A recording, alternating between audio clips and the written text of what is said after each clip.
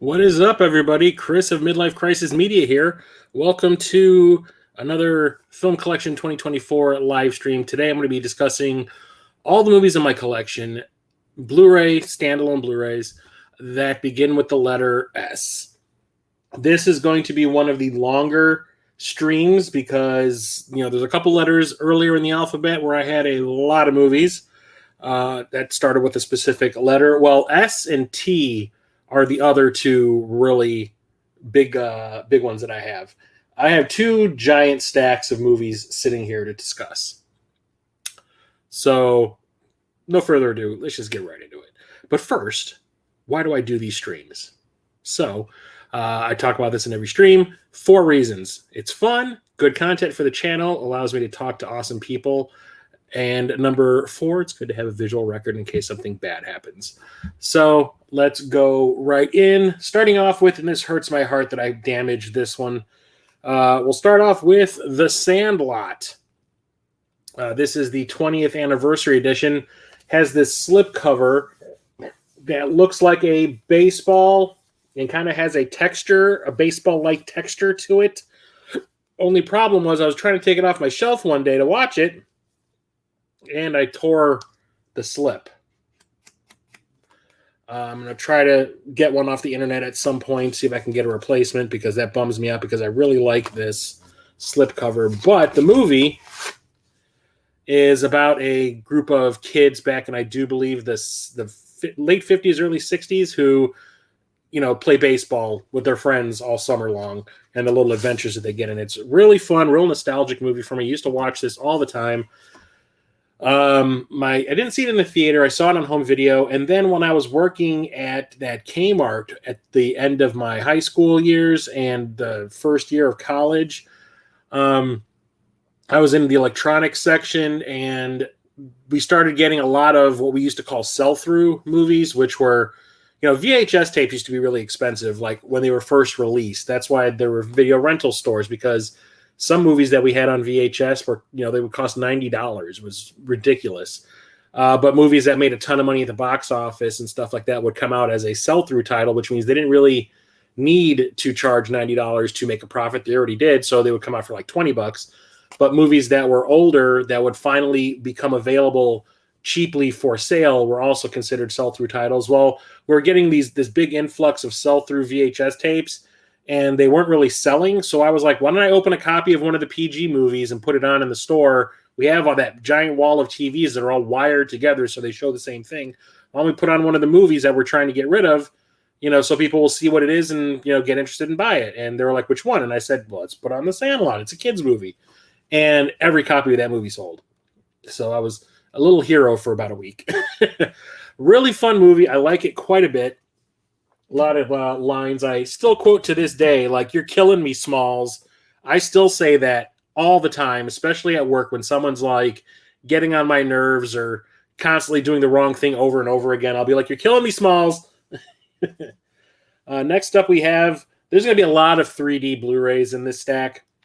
Starting off with, I have this in a collection on Blu-ray already. I talked about it in the box set stream that I did for Blu-rays, but because the 3D version of that movie was not in that box set, I decided to keep the standalone one, and that is Saw 3D, aka The Final Chapter.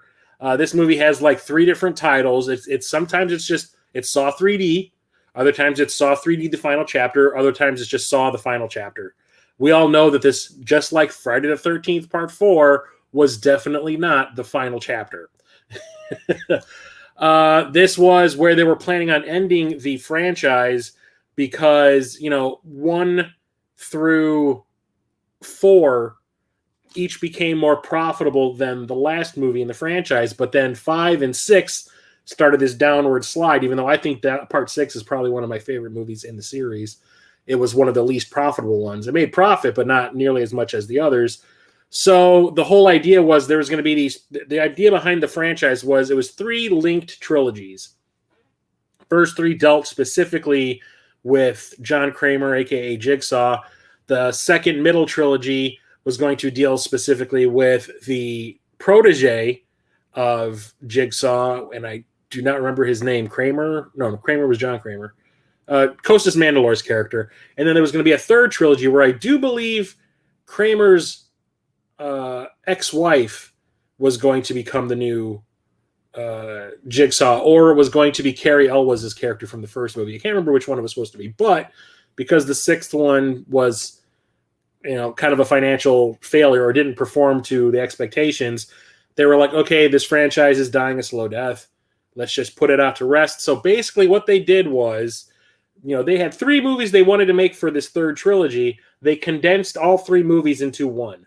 So this movie feels like 3 little short films interwoven that don't really connect in any sort of way. You have a story about a cop looking for, the Jigsaw copycats. You have the whole thing with Carrie Elwes' character. You have another game going on. And then you have all these individual death scenes, trap scenes that have really nothing to do with anything else other than the fact that, we need to have, a bunch of kills in this movie. That's what people come here for. And then on top of that, a 3D gimmick to make more profit because, like I said, the sixth one didn't make a whole lot of money. I do not like this one very much. Saw it opening night like I did with every other Saw movie in the series. Saw this in 3D. 3D was okay. There's maybe 2 or 3 gags that are really good. Outside of that, it's kind of like whatever. But the big thing about this one, other than the fact that it kind of sucks if you ask me, you finally get to see what the reverse bear trap does. You've seen it plenty of times in plenty of the other films in the series, and it's always been teased what it can do. You see what it does when it's not attached to somebody. Here you actually see what it does to somebody's face, and it's really disgusting. But not my favorite. Like I said, it just feels like 3 disconnected stories, and then it just kind of like rushes to this conclusion, which really was not a conclusion because they decided to make 3 more movies in the series after this. Some are better than others too, but not my favorite. But I wanted to have this because of the 3D aspect. Found that dirt cheap at Half Price Books. Here's like one of those diamonds in the rough I would talk about. It was right after I broke up with my ex back in 2014. I decided to spend Halloween at the movies just watching a horror movie after horror movie after horror movie in the theater. Thing was, the horror offerings that year kind of stank. So I went and saw 2 movies, and then I gave up after the second one because it was terrible. But the first one that I saw was Scout's Guide to the Zombie Apocalypse, which is the first time I ever saw, what's his name, Ty Sheridan, who ended up playing Cyclops in the first class X-Men films that ended with Dark Phoenix. And he's been in Ready Player One. He's going to be in Ready Player 2 when they finally get around to doing that. And it's a lot of fun. It's basically a bunch of teenagers who are way too old to be scouts, Boy Scouts, who basically use it as an excuse to get together and hang out and do stuff, end up getting stuck in the middle of like a zombie plague.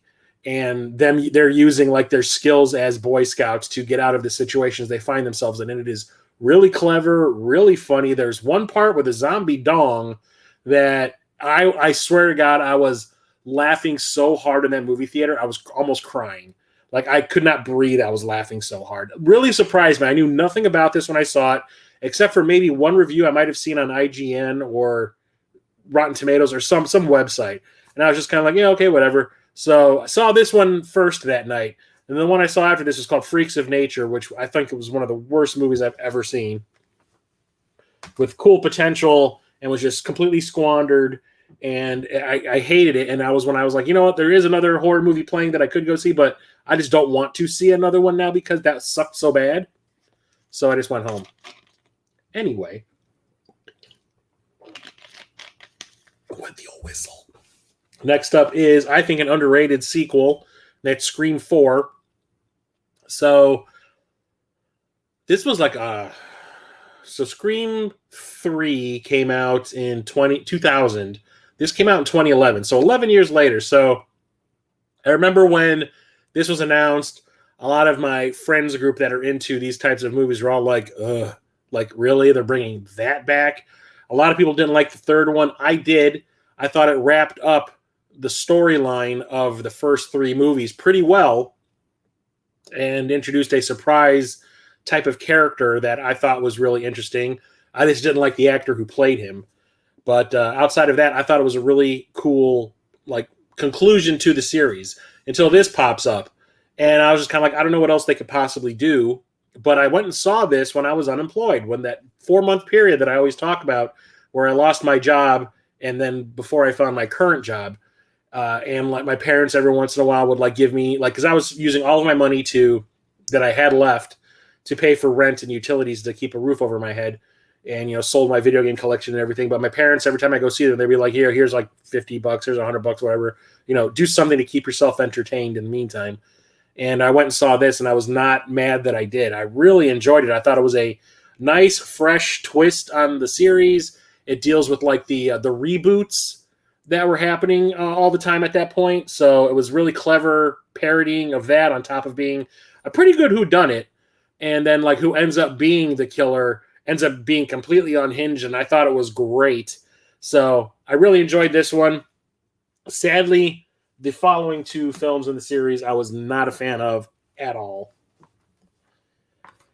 Next up, we have Screamers. Not Scream, Screamers.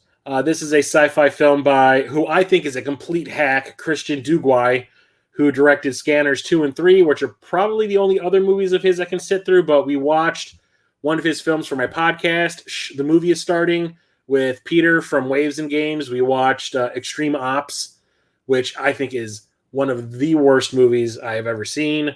He's like a hack. I went and saw one of his movies. I think it was for my birthday that year that it came up. It was called The Art of War, and it had Wesley Snipes in it. And I was on a high thing with Wesley Snipes because of the Blade films. And I was like, I need to see that like right away. And we saw it opening night, and it was one of the worst things I've ever seen. The guy is like a hack. He has zero style. He gets a big budget, but makes everything feel like a direct-to-video movie.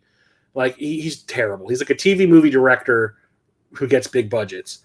Well, this I remember wanting to see in the theater when it was released, but it did not last very long. And on top of that, once I realized it was a Christian Duguay film, I said, you know what? I think I'll just wait till it comes out on home video. And that's exactly what I did. I was working at the video store that I keep talking about when this came out, brought it home, watched it, and I was like, that was pretty cool. It's probably one of his better films. But of course, he had to put his talentless wife in the movie because why not? She is the worst actress in the history of acting. But he finds a way to throw her into every movie he makes somewhere. And she sucks. And she brings the whole project down. It's kind of like Rob Zombie with his wife. But Peter Weller's in here. It's based on a Philip K. Dick story. I don't remember what the name of it is.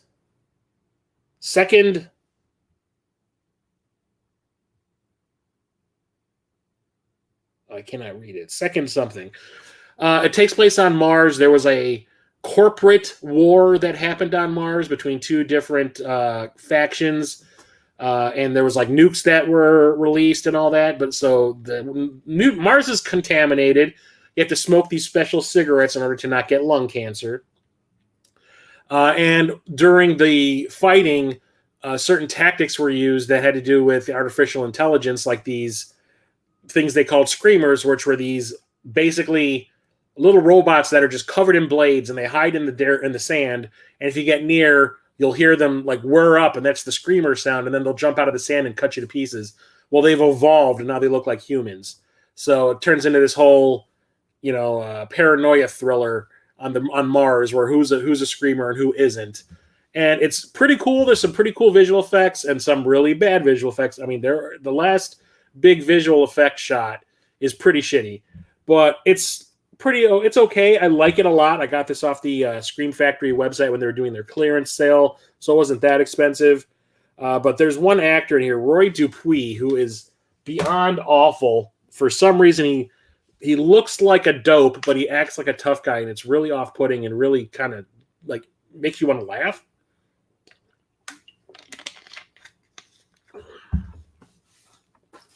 Next up, we have one of my favorites, and also nightmare fuel if you were like 6 years old when I saw this, Secret of Nim. It is a cartoon by Don Bluth. I think it was the first movie Don Bluth did after he left Disney with a whole bunch of other animators who were pissed off at Disney for like controlling the way everything was. Like everything was like no joy in it, I guess, at that point in time at Disney. It's probably like that now.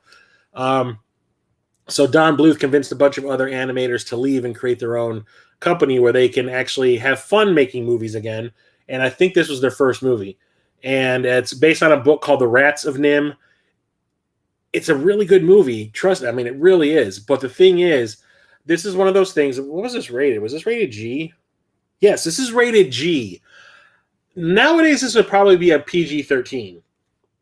Back in the early 80s, you could get away with a lot with ratings. Like Jaws and Indiana Jones and Temple of Doom and stuff like that could get away with a PG rating. Those movies are the reason why there was a PG-13. But like for this, like there is blood, there is like animal murder, there is experimentation on animals, and there's like murder plots. People getting knives thrown in their back. It's nuts.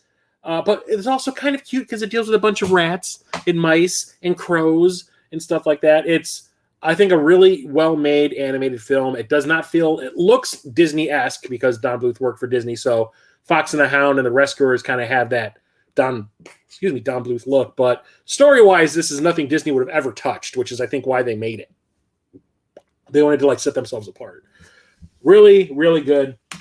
And then when we started to get, they were like, each one was better than the last until a point. I want to say the last really good movie, at least that I liked of theirs, was An American Tail. And then after that, they kind of like this downward slope where it's like, hey, let's do, what was it, Rock-a-Doodle or whatever? What? No. All Dogs Go to Heaven? No.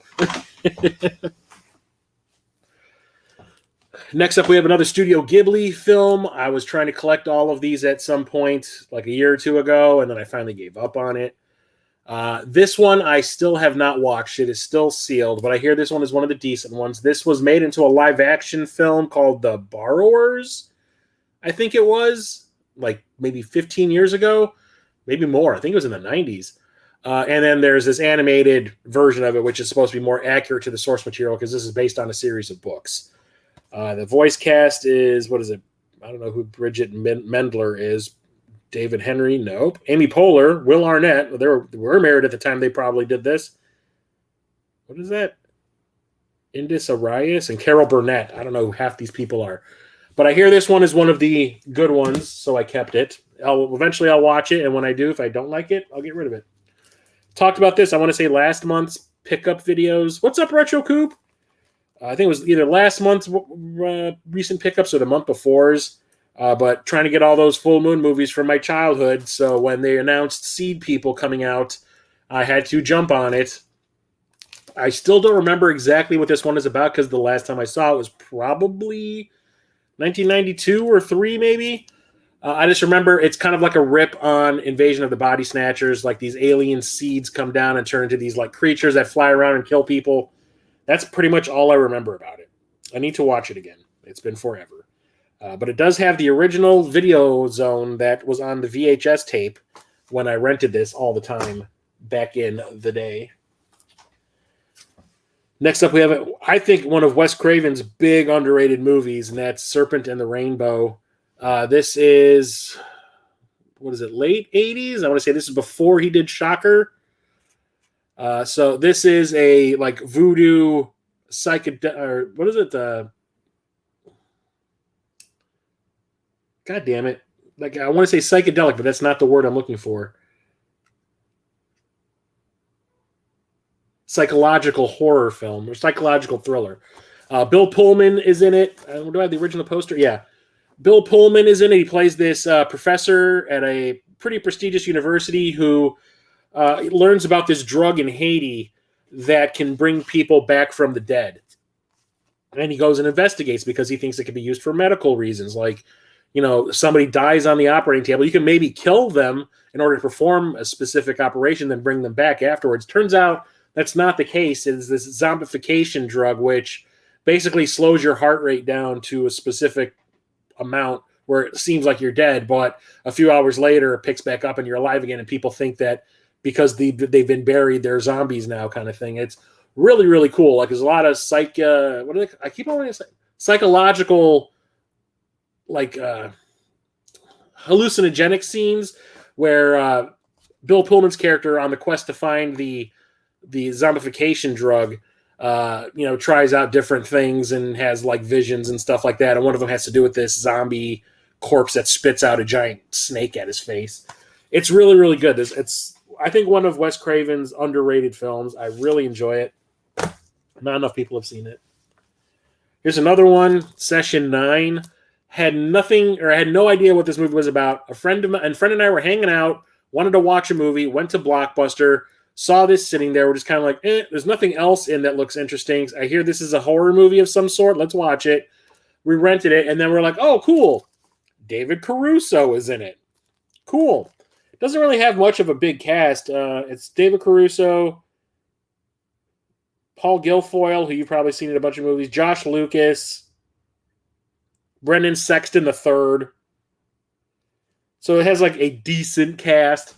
But it's about a group of asbestos removers who are hired to go to this abandoned psychiatric hospital and like clear out the asbestos so it can be renovated and turned into something new. Well, they all start going kind of crazy while they're there. And they start turning on one another. Is there something going on? Is there like psychic residue from all the shit that happened in the hospital when it was in operation kind of thing? And is it affecting all of them? What's driving them all cray-cray? It's really effective. It's really well made. This was by Brad Anderson, who ended up directing, what was the name of that movie? The Mechanic, the one where Christian Bale like turned himself into a skeleton before he shot Batman Begins, where it was like scary skinny, like you could see all the bones in his ribcage. You can count his spine, all the bones in his spine kind of thing. The one thing everybody knows about this movie, you've probably seen it somewhere, but there is a meme from this movie, and it's of David Caruso. And it's where he has been accused of something by the guy who's the head of the asbestos removers. And the camera zooms in on David Caruso as he points at the camera and goes, "Fuck you." And that's like the big meme that you see a lot is from this movie.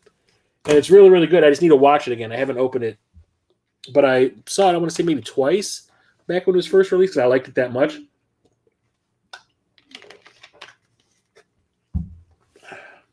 Here's another movie from my childhood.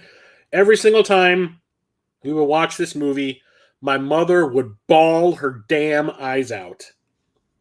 And that's The Seventh Sign. It's one of these like religious thrillers where it stars Demi Moore and Michael Biehn and Jürgen Prochnow.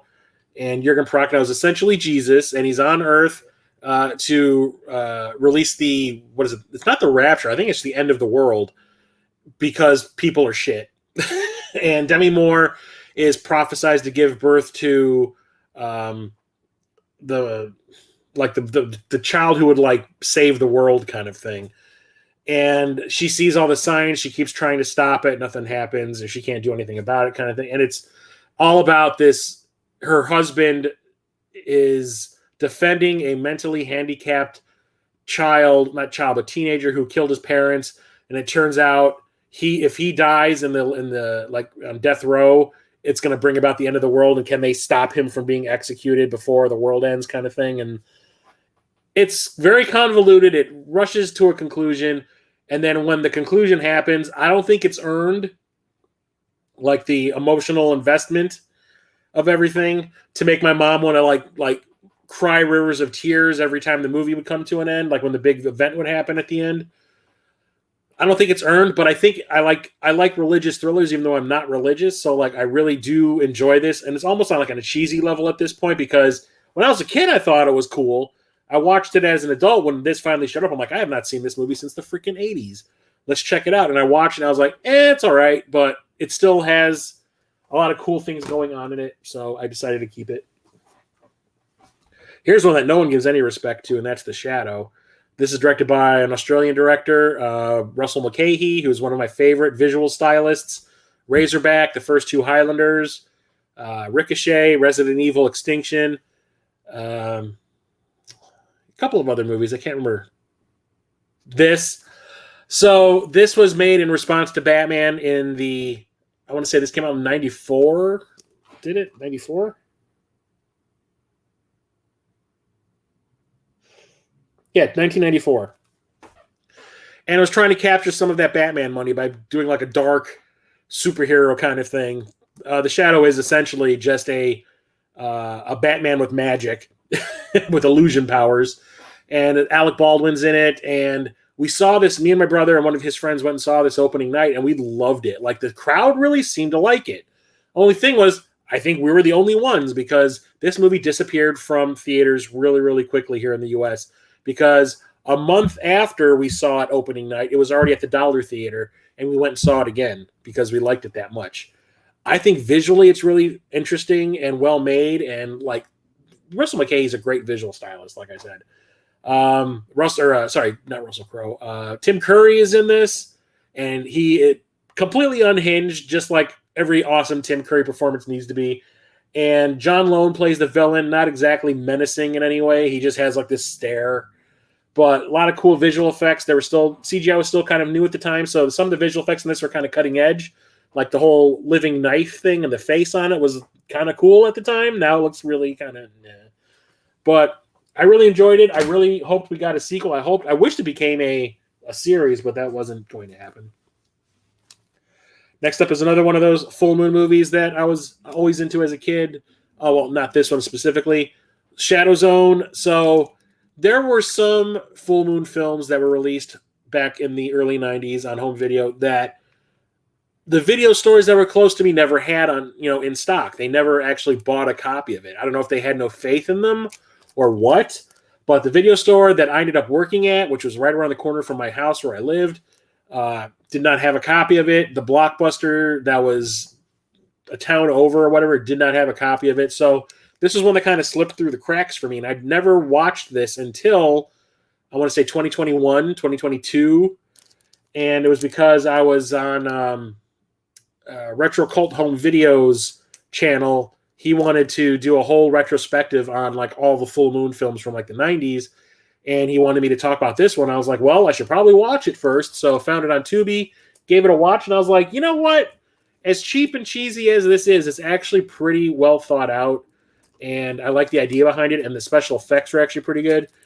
So it's about a group of researchers who are like in this abandoned missile silo, I want to say, like underground. They're doing dream research, and they have like a bunch of catatonic people in like these cryopods, and they keep them in a specific frequency of dream, like REM sleep, and they're trying to figure out if they can unlock the mind, kind of thing. I was not talking to you, phone. And when they reach a point, it ends up opening up doorway to another dimension, and this creature comes through, and they prey on your fears. The only problem in the movie is they don't tell you that it does that. You have to kind of figure it out on your own, because they bring up the fact that one character hates rats. They're afraid of rats, and then all of a sudden she gets killed by a giant rat. You're like, oh, it's preying on her fear. And then everyone else kind of dies in a similar type of situation with a fear. Sometimes you don't even know what their fear is, and they get killed by it. And you're like, okay, well, I guess that's what their big fear was. And outside of that, it's actually pretty cool. It has freaking Louise Fletcher in it, who has a damn Oscar. What the hell is she doing in direct-to-video schlock like this? I don't know. She must have like really wanted that new car to do this. But she looks like she's having a fun time being in something like this. It also has James Hong, who was Lopan in Big Trouble in Little China, and Shawn Weatherly, who was like a thing for a while in the 90s. She was a model, I think, turned actress. And no one else, really. Miguel Nunez Jr., who was in Friday the 13th Part 5. He was the guy who gets killed in the outhouse. Real fun movie. I like it. I wish I did see it back in the day. Next up is Shallow Grave. This, I think, is Danny Boyle's first movie. It's also the first time I ever saw Ewan McGregor in anything. I think my brother rented this from Blockbuster or something, because he brought it home and he was like, I hear this one's really good. My brother was like starting to become like an art house, film person, and he wanted to see all these indie movies and all that. So this was pretty indie at the time. Did not get a big theatrical release here. I think it was playing maybe in 4 theaters in Illinois. But he rented it when it came out, and I watched it. And the first time I saw it, I was not a fan. I was just kind of like, it's like every other freaking thriller out there. I could really care. And plus, this movie is Scottish, so everyone has a heavy Scottish accent. So it stars Ewan McGregor. Who's the other guys? Christopher Eccleston, who played Doctor Who in the first season of the reboot Doctor Who back in like the late 2000s. And was it Carrie Fox, who I don't think I've seen in anything else. They play roommates who bring in a fourth roommate so they can make rent, and they end up finding him dead one day with a suitcase full of money. And they don't know if he owed it or if he stole it or what, but they end up like turning on each other. They were like best friends, and then they end up all turning on each other to try to get at the money. And I was just kind of like, yay, big whoop. Watch it again, when, you've already seen it, your expectations are in check, because my brother was saying that this was supposed to be fantastic. So I'm like, better be. And it wasn't. Watched it again. I'm like, okay, it is actually pretty good. You can see the building blocks of Danny Boyle's style. And, Ewan McGregor was kind of early in his career, and you see like he's almost there. They got there in Trainspotting, as far as I'm concerned, because Trainspotting was the next movie they did together, and that's my favorite film of all time. So I think it's underrated. Nobody really talks about this in Danny Boyle's like film catalog. I need to watch it again though, because I think the last time I saw this was like in 2011, 12, maybe. It's been a while.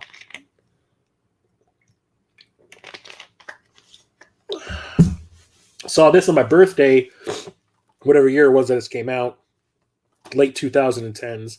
That's The Shallows.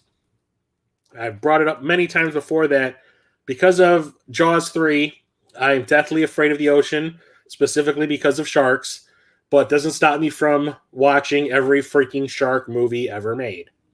Good, bad, or whatever in between. So when I learned there was a new shark movie coming out, and it starred Blake Lively, who I was like, I'd like to see her in swim gear for an entire 90-minute movie. So I went and saw it, and it's actually pretty well made until the last maybe 10 minutes. It's really tense, really thrilling. The shark is like really smart. A lot of people doing stupid shit in it too. Those two guys that try to save Blake Lively, like, who were drunk, it's like you knew that was going to happen. But at the end, when she finally gets the courage to like try to get out of that situation, she finds herself. And so Blake Lively is a surfer. She goes out to this kind of secluded beach to go surfing, and she ends up doesn't realize that there is a corpse of a whale that is offshore that she can't see, and it has brought a shark into the area, and it attacks her, and she ends up stuck on a buoy right on the edge of like where you're allowed to bathe and swim and whatever. And the shark won't let her get off, or won't let her leave.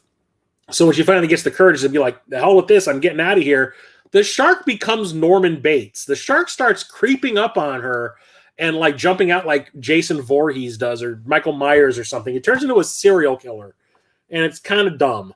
But outside of that, it's a pretty well-made thriller. I really like it. And I was talking about Wes Craven doing Serpent in the Rainbow before Shocker. Well, here's Shocker.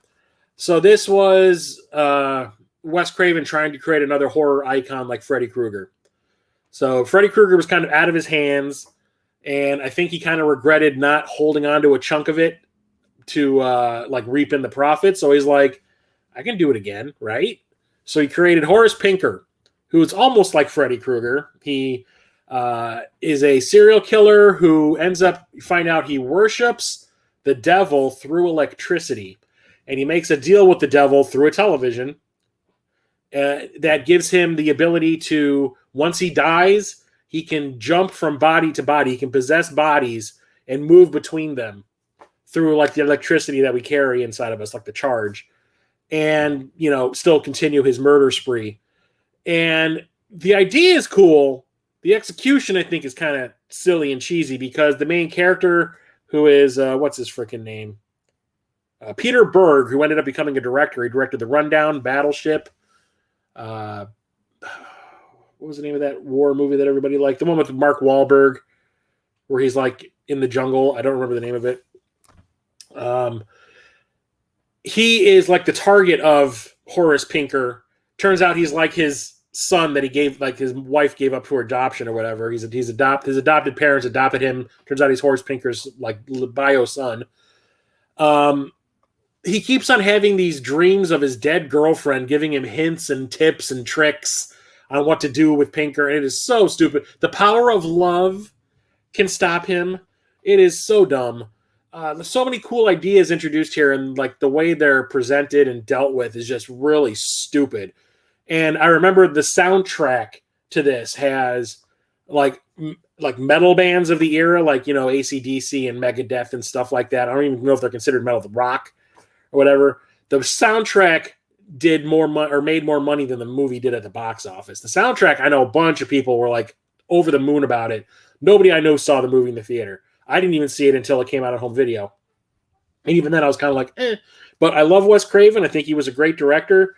And I hear he was a great person. So I wanted to have this to add to the collection.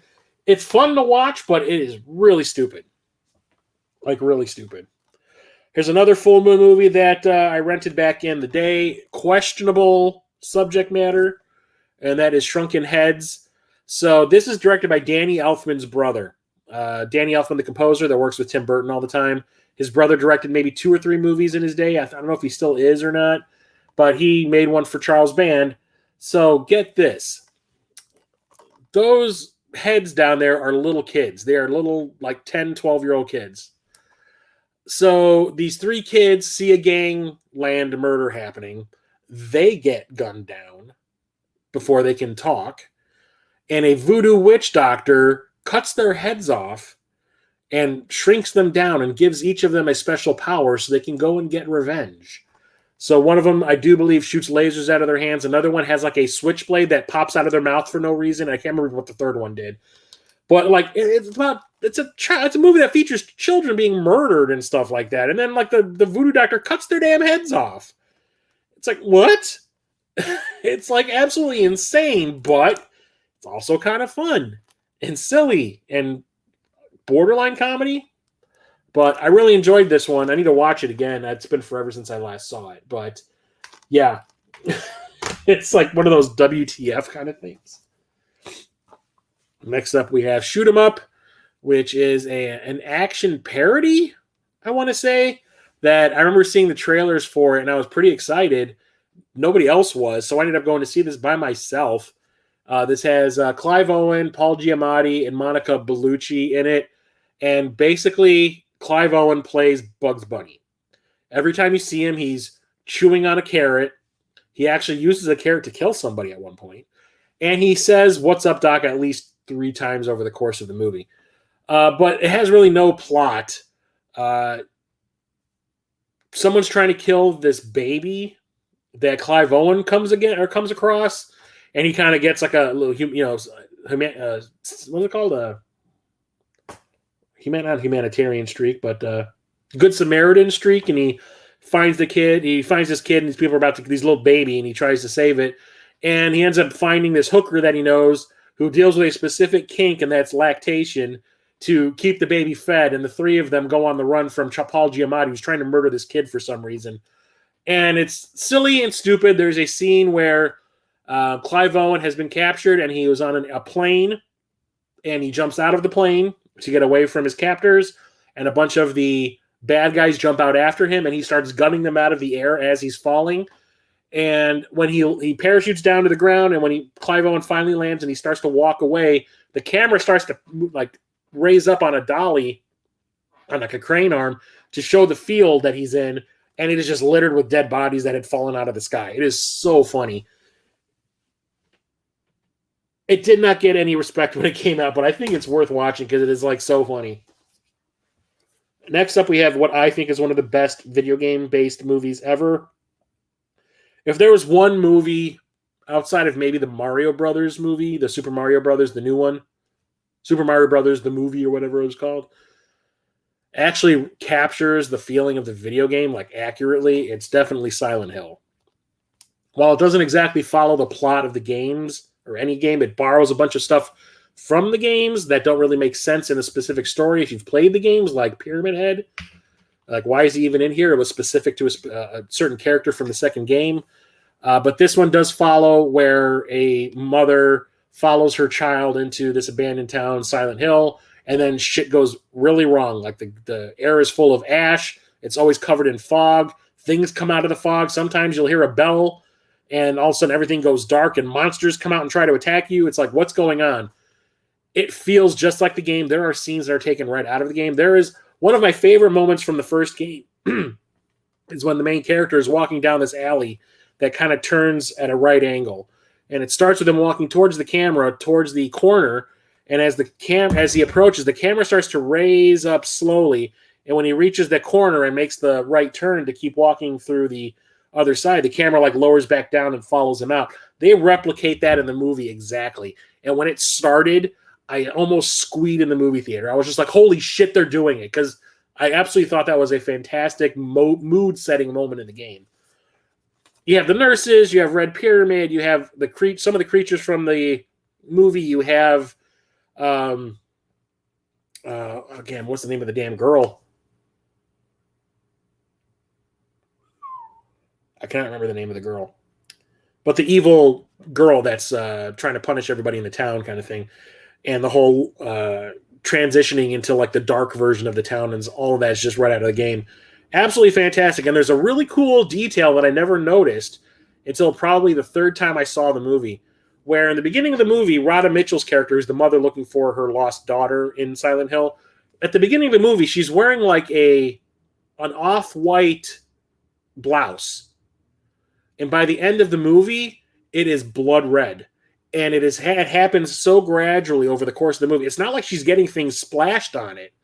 It's just that over the course of the movie, the filmmakers gradually changed the color so you wouldn't notice it until the very end of the film, where you're like, wait a minute, why is she wearing red all of a sudden? I never noticed it happen until the third time I saw it.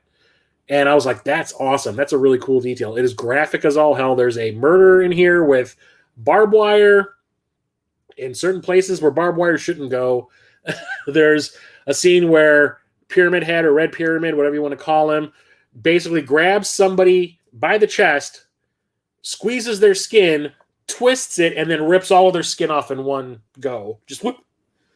It is nuts. Absolutely love it. What's his name? Christoph Gans made this, and he did Brotherhood of the Wolf and the Crying Freeman movie that we never got over here. It only released overseas.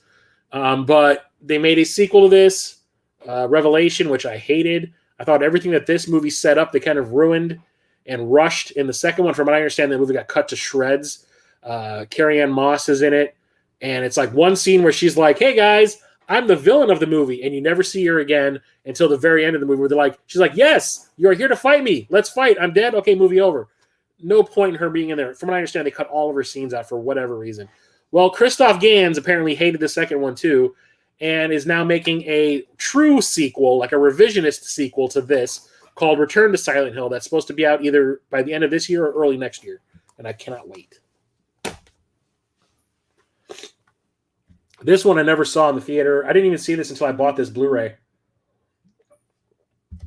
This was the movie that got Elizabeth Olsen noticed and hired by Marvel to be in the Avengers films as Scarlet Witch. And that's Silent House. And I really like Elizabeth Olsen, so I wanted to see the movie that got her noticed. So this is not by Shyamalan. I don't think so.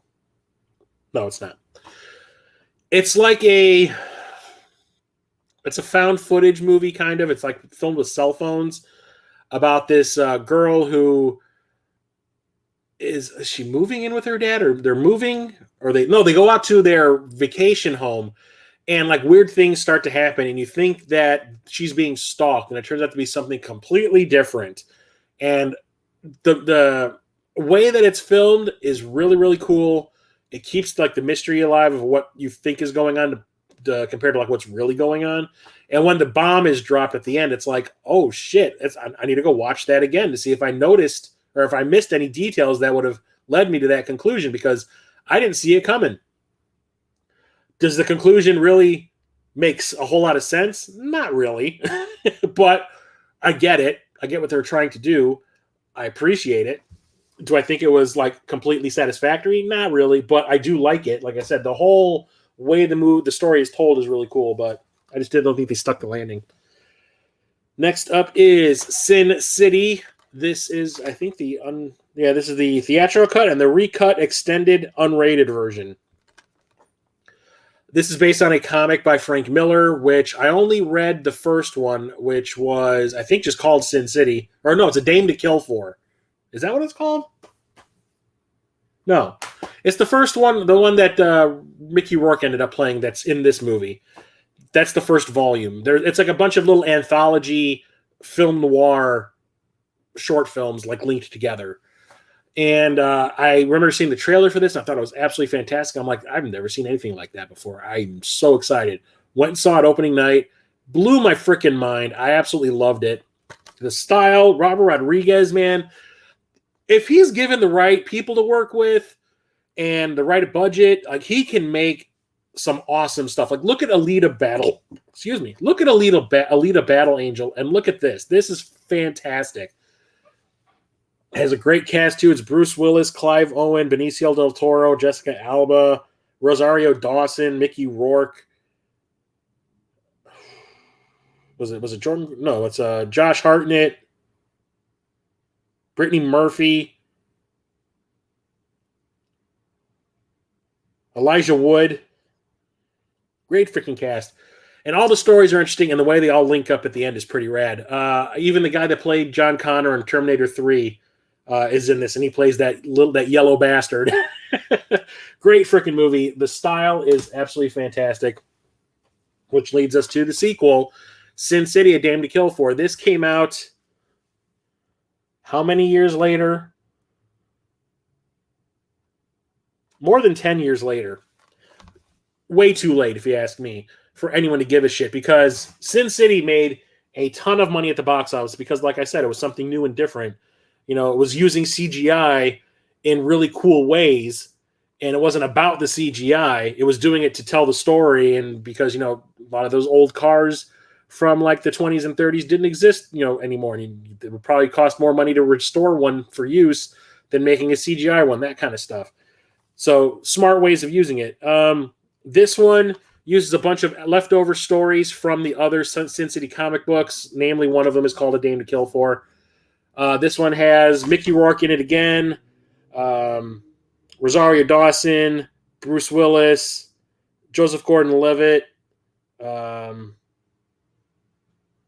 Jessica Alba, Josh Brolin. Josh Brolin takes over for Josh Hartnett because he had kind of retired at the time. So Josh Brolin stepped in to play that character again.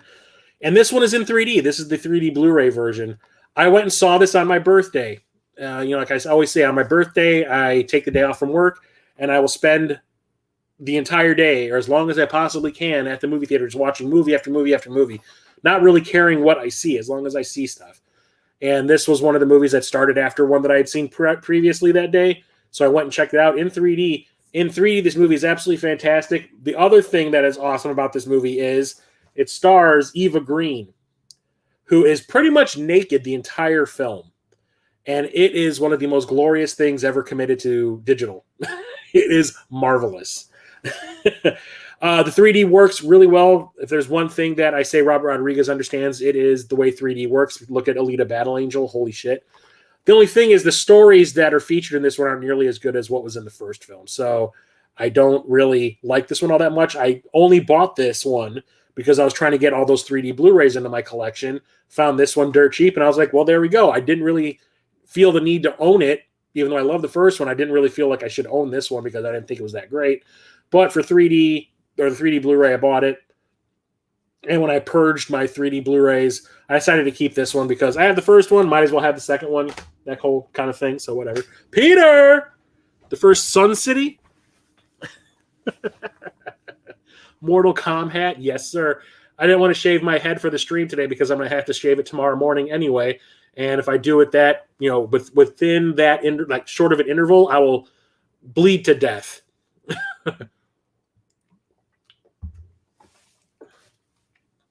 Next up, we have Sinister, which I think is a fantastic horror movie. We just watched this for my podcast. The movie is starting. So, spoiler alert, that's going to be one of the episodes coming up on the channel. Maybe on Monday. You don't know. Yep, that's right. So, don't want anyone to see that. This is a really effective horror movie. So, I saw that. I'm not a fan of the director all that much. Scott Derrickson directed this. He directed The Exorcism of Emily Rose, the remake of The Day the Earth Stood Still. I do not like either of those. He ended up directing the first Doctor Strange movie for Marvel, which is still probably my favorite Marvel film. It's probably a tie with the second Doctor Strange movie. The sensibility of those movies really appeals to me, so that's why I like them so much. But this one is probably my favorite of his horror movies. I remember I saw the trailer for this. I thought it looked interesting. I talked to my girlfriend at the time. I'm like, hey, let's go see that movie Sinister that just dropped. You know, it looks pretty cool. And she's like, I think it looks stupid. So I talked her into going. I was like, come on. I mean, like, I went and saw Labyrinth with you in the damn theater. I took you to see Labyrinth and I suffered through it. Can we at least go see this? And she was like, fine. So we go to see it. When it was over, she was like, you know what? You're right. That was pretty rad. So Ethan Hawke plays a true crime novelist, and he finds out that there's this like string of murders that are still unsolved, moves his family into the house where the last murder happened because such good father he is, and bad things naturally start to happen. He starts having hallucinations. He finds a box of film reels in the attic, watches them, and there's basically a chronicle of all the murders in this series of murders, one of which still freaks me the hell out every time I see it. When it happened, when I saw it in the theater, it takes a lot to scare me. Like, I'm so desensitized to jump scares and movies and stuff like that. You could throw the most unobvious jump scare at me, and I will still sit perfectly still. It does not bother me at all. This one had a scare in it that literally got me. Like, it happens maybe once every 3 or 4 years. And we watched this for the podcast like 2 months ago, and I was like, when does it happen? When does it happen? Oh, shit, it got me when I wasn't expecting it. Kind of, it's still there. It still works. And it has a really, really cool ending. The only problem is the producers thought that the movie needed to end with one final boo scare before the credits rolled. And it is so dumb and out of place because of how the movie was structured and how they tried to stay away from that kind of bullshit. And like the last moment, you see the bad guy's face like pop on the screen. It's like, boo! And the movie ends. It's like, come on. The villain of this, the evil guy, is Bagul, who I think is a fantastic villain. Like the lore behind it is really rad and really well thought out. Sadly, the sequel that they made to this ruined it all and killed the franchise dead. The second one is so bad and ruins everything. It even ends on the exact same boo scare that the first movie does. Way to be original, guys. Ruin a franchise in the making with one film. But that one is pretty awesome. Next up, we have a pretty problematic comedy from my youth that I used to love. You watch it now, and it's kind of like Revenge of the Nerds, where you're like, ugh. That is 16 Candles. This is by, oh God, what's his name? John Hughes, the guy who did Ferris Bueller's Day Off, Breakfast Club, Planes, Trains, and Automobiles. So this was like the big Molly Ringwald movie where her family forgets that it's her 16th birthday because the weekend that the birthday happens, her older sister's getting married, and like all this family comes over for the wedding, and everybody just is in such a panic mode that they forget that it's her birthday. And it's, you know, it's like her trying to deal with her family ignoring her, and also dealing with like this crush that she has at school and all that. And then there's like this nerd at school that's crushing on her and won't leave her alone. So the big problematic thing in the movie, I mean, don't get me wrong, the movie's really funny. I mean, it is really funny. Only problem is Molly Ringwald's grandparents have adopted, or not adopted, they're sponsoring an Asian exchange student who is like one of the most racially insensitive things you'll see in a comedy, aside from Blazing Saddles. Like it is like the accent, the stuff that comes out of his mouth, the way that they talk about him, like they treat him like he's a slave, like they make him do the dishes and all this kind of stuff. And they're like, yeah, even one of the characters comments on him. They're like, it sounds like you hired him for slave labor kind of thing. It's really cringy, like really cringy. And then there's also an implied sexual assault in this movie. And that's also super freaking cringy. It's weird that when I was a kid, and my parents especially, thought that was kind of an okay thing to show a kid. Because I was watching this movie when it first hit VHS. And there's nudity in it. Like I said, I could watch anything but horror movies when I was a kid. So it was okay to watch R-rated comedies like Revenge of the Nerds and this, where there was like legit sexual assault kind of stuff going on. And my parents are like, oh, those are just kids being kids. And no, it's sexual assault no matter who's doing it. So it's really cringy. But aside from that, it is still pretty funny. The performances are really good. It has a great soundtrack. And for some reason, this has 2 different cuts of the movie. No, 3 different cuts of the movie on it. It has the theatrical cut. It has the cable cut, because the song that's played over the opening credits, they lost the license for it when it went to cable and VHS. So the song that was played in the theatrical version over the opening credits, it was like this generic piece of music that they just threw over it for those versions. So that version's on it. And then there's also this extended cut of the movie, which has like a bunch of deleted scenes edited back in. They don't really add anything to the movie. It's just more scenes of Molly Ringwald pouting because everyone forgot her birthday. But I still think it's a fun movie, despite, the 80s-ness and insensitiveness of the 80s stuff that's in there. You made my favorite movie. Which one is that? Talk to me. Tell me something. What's my favorite movie? You either love or you hate this one, and that's Sky Captain and the World of Tomorrow. You want to talk about use of CGI in movies? This one kind of revolutionized that too. This was one of the first movies that was made like completely on blue screens. I mean, Star Wars movies did it before. This one proved that it could be done well. So this was by what's his name? Kerry Conran, I think is his name. And he made like a short film, which was like a concept film that showed like these, it was all like 1920s and 30s inspired robots like roaming the streets and a plane trying to shoot him down. And he showed it around, and Paramount was like, that's actually pretty cool. You think you can expand that into a movie? Because we're really impressed. And they did. And he hired Jude Law and Gwyneth Paltrow and Angelina Jolie, Giovanni Ribisi.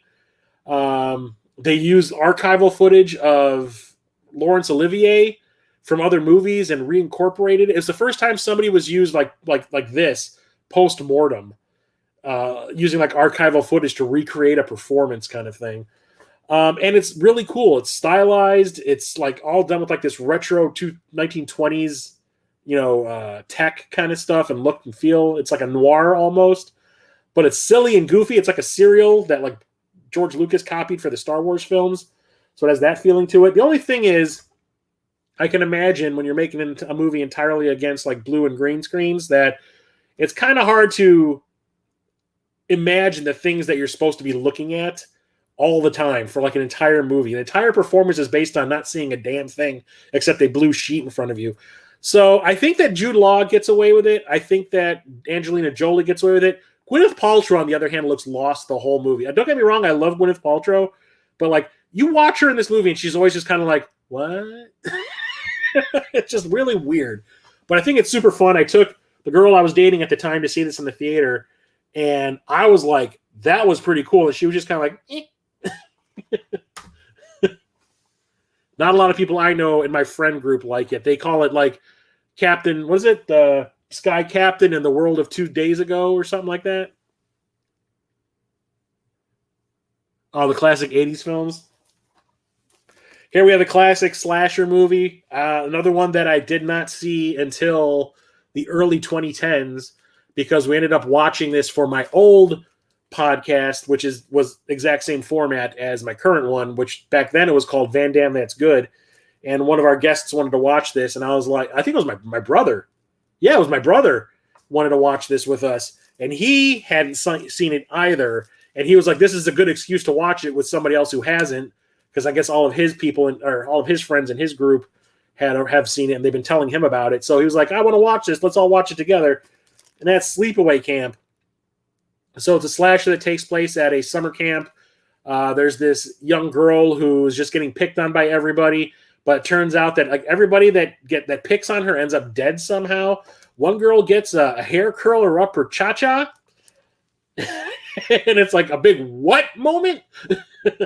Another death has like it's really well done effects wise, like makeup wise, where someone gets an entire like giant pot, like one of those like pots that's like 2 or 3 feet tall that you use to cook corn and stuff, a pot of boiling water dumped on him, and you see him laying on the floor, and you see his skin blistering, and then like the skin peeling and bursting and ripping because of it. It's really gross, but it's like really effective. And then this movie has like one of the craziest twists ever that I didn't see coming, and a bunch of other people didn't see coming, but it's been parodied so many places I never knew what it came from. So when it happened, I was just kind of like, oh, this is what that's from. I get it. It's nuts. And it just ends after the big twist is revealed. It's crazy, but it's awesome. And this has a bunch of sequels to it, and they've done the whole Halloween requel treatment to it. So there's 2 sequels made to this. There's 2 and 3. It's Unhappy Campers and Teenage Wasteland, I think. And they star Bruce Springsteen's sister as the killer from this. And then those ended up being erased from the timeline, and the guy who made this one got the original star back, and they made Return to Sleepaway Camp, and it's one of the biggest pieces of shit I've ever seen, because the big twist in that, is going to drop the moment this one character walks on screen. You're like, that's not a man. That is a woman dressed up like a cop. And then when they pull their costume off at the end, they're like, aha, I was her the whole time. Like, really? Duh. It is so bad. So they're talking about making a reboot of this or something, or another sequel or something. I don't know. That's the only one you really need to watch. Another horror movie you definitely need to see.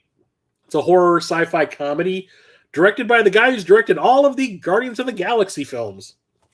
And that's Slither. This is James Gunn's first movie that he directed. He worked on a bunch of trauma films. He wrote, Tromeo and Juliet. I think he helped with Troma's War. He also wrote the Dawn of the Dead remake that Zack Snyder made in the early 2000s. And that clout got him attention to make a movie of his own. And it's actually pretty fantastic. I went and saw this opening weekend with a bunch of friends. One of the people I was with was like, yeah, let's go see that movie. Then we get to the movie theater, and he's like, oh, by the way, I don't have any money. So you're kind of like, oh, do I leave you here outside waiting for us to come out of the movie theater because I was his ride? Do I leave you out here until the movie's over and you sit outside picking your nose for 2 hours, or do I pay so you can go inside and not freeze to death out here? I guess I'm paying for him because I'm not an asshole. And yeah, it's fantastic. So this alien parasite lands on Earth, injects itself into this one dude who's played by Michael Rooker, who plays Yondu in the Guardians of the Galaxy movies. And he becomes this big, bubbly blood monster whose primary focus is to reproduce. But he also has the personality of the person that it's inhabiting, who is married to, Elizabeth Banks. So he's still trying to woo her, even though he's turning into this big, bubbly blood monster. And Nathan Fillion plays the town sheriff, who also is in love with Elizabeth Banks. And it's absolutely nuts. There's it also gives birth to these weird slugs that will go into your mouth or any orifice it could get into and possess you, and you become part of like a hive mind to Rooker's big, bubbly blood monster. So he kind of controls people, and he also impregnates this one woman, and she inflates like a giant balloon, and she eventually pops and just spews the little slug monsters all over the place. Little bastards are tearing me apart. Oh. It's really, really funny. It's gross, but it's awesome. It's got a lot of heart, too. It's the thing with James Gunn stuff. Like, you think that the Guardians movies are just going to be these big, stupid, special effects-filled action movies, and they actually have a whole lot of heart. Well, this one you think is just going to be this really stupid, gory horror movie, and yeah, it is that, but it also has like a lot of heart to it, which is really kind of strange. I like it quite a bit. You're going to forget your wallet at Mo GameCon so you can pay for my stuff. No. Here's one, Peter, you should definitely watch, and that's called Sneakers.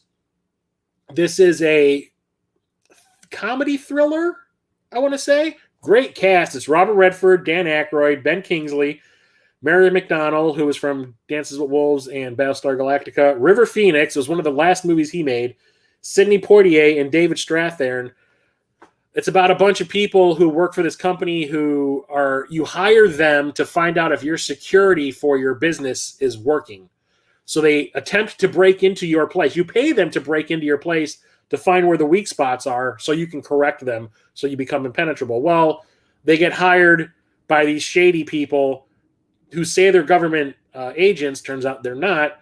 And it turns into this whole big conspiracy thing. And they all get called traitors, and they're wanted for treason and all this kind of weird shit. And they have to concoct this plan to reverse it. And it's really fun. It's really funny too. There's a whole dating, early phone, Tinder-y type thing going on with Mary McDonnell, where she's trying to get information and a scanning card so they can break into a specific building from this dude that she has to seduce. And it is super funny how awkward it is. And everybody's like, even Robert Redford can be really funny when he wants to be. I really like it. It has a great soundtrack by James Horner, which is not like your typical James Horner score. It's actually like jazz. And I love it. Every time I bring this over, like whenever my family has like a gathering now, where it's like we're meeting at my mom's house. So I'll be there. My brother will come with his wife and then her 2 kids, or sometimes her 3 kids. And my brother's always like, hey, bring some movies we can all watch. I always bring this. And this is the first movie my brother always takes out of the bag and suggests to everybody that we should watch. But they always end up picking something newer, which kind of annoys me. I'm like, we just watched Sneakers already? You're going to love it. I absolutely love it. It's super cool. Really funny. Like I said, really clever, really well made. Next up is Soldier. This is directed by Paul Anderson, who'd made the first, 4th, 5th, and 6th Resident Evil movie. Directed the Monster Hunter movie, directed the first Mortal Kombat movie, directed Event Horizon. This is the movie that almost ruined his career. So this has Kurt Russell in it. He got paid the most amount of money he'd ever been paid in his life for a film. He got paid like $9 million or $10 million or something like that. And his character speaks a grand total of like 13 lines of dialogue. And they worked it out. And they're like, basically, if you watch the movie, he got paid like, what was it? Like $95,000 per word of dialogue in the movie. So it takes place in the future. It's actually connected to the Blade Runner universe. This was written by the same guy who wrote Blade Runner, the screenplay, and he kind of tried to tie the two together. There's actually one of those spinner cars that you see in Blade Runner flying around that Harrison Ford flies around in Blade Runner in this junkyard. He plays a soldier who's been basically bred for war. Like he's trained from a small child to become a perfect soldier. No, you never complain, you never whine, you never wince in pain. It's like you're just on the job all the time. And a new breed comes in, people who are soldiers who are like genetically engineered, and the old soldiers like Kurt Russell end up just getting thrown away.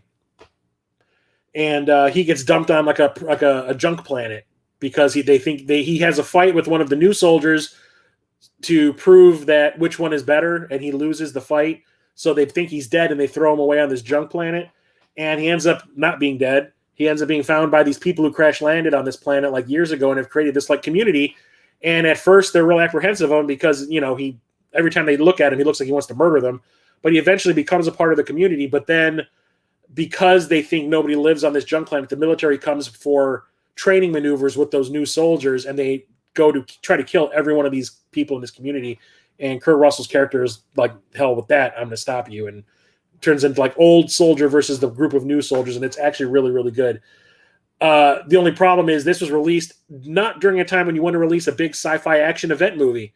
They released this in the middle of, I want to say, March or something like that, and this was like a May type of movie, and nobody saw it. I want to say this movie cost a ton of money. It cost like 35 or 40 million to make, and it made like 5.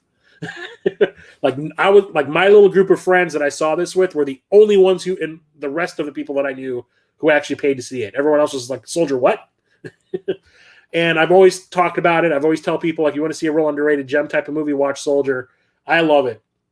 It's a lot of fun, and also had a lot of scenes removed. There's a lot of stuff that was in the trailer that I remember being like really excited about. Like the trailer opens up with like, you see like a space suit, like an astronaut, like floating in space, like just tumbling.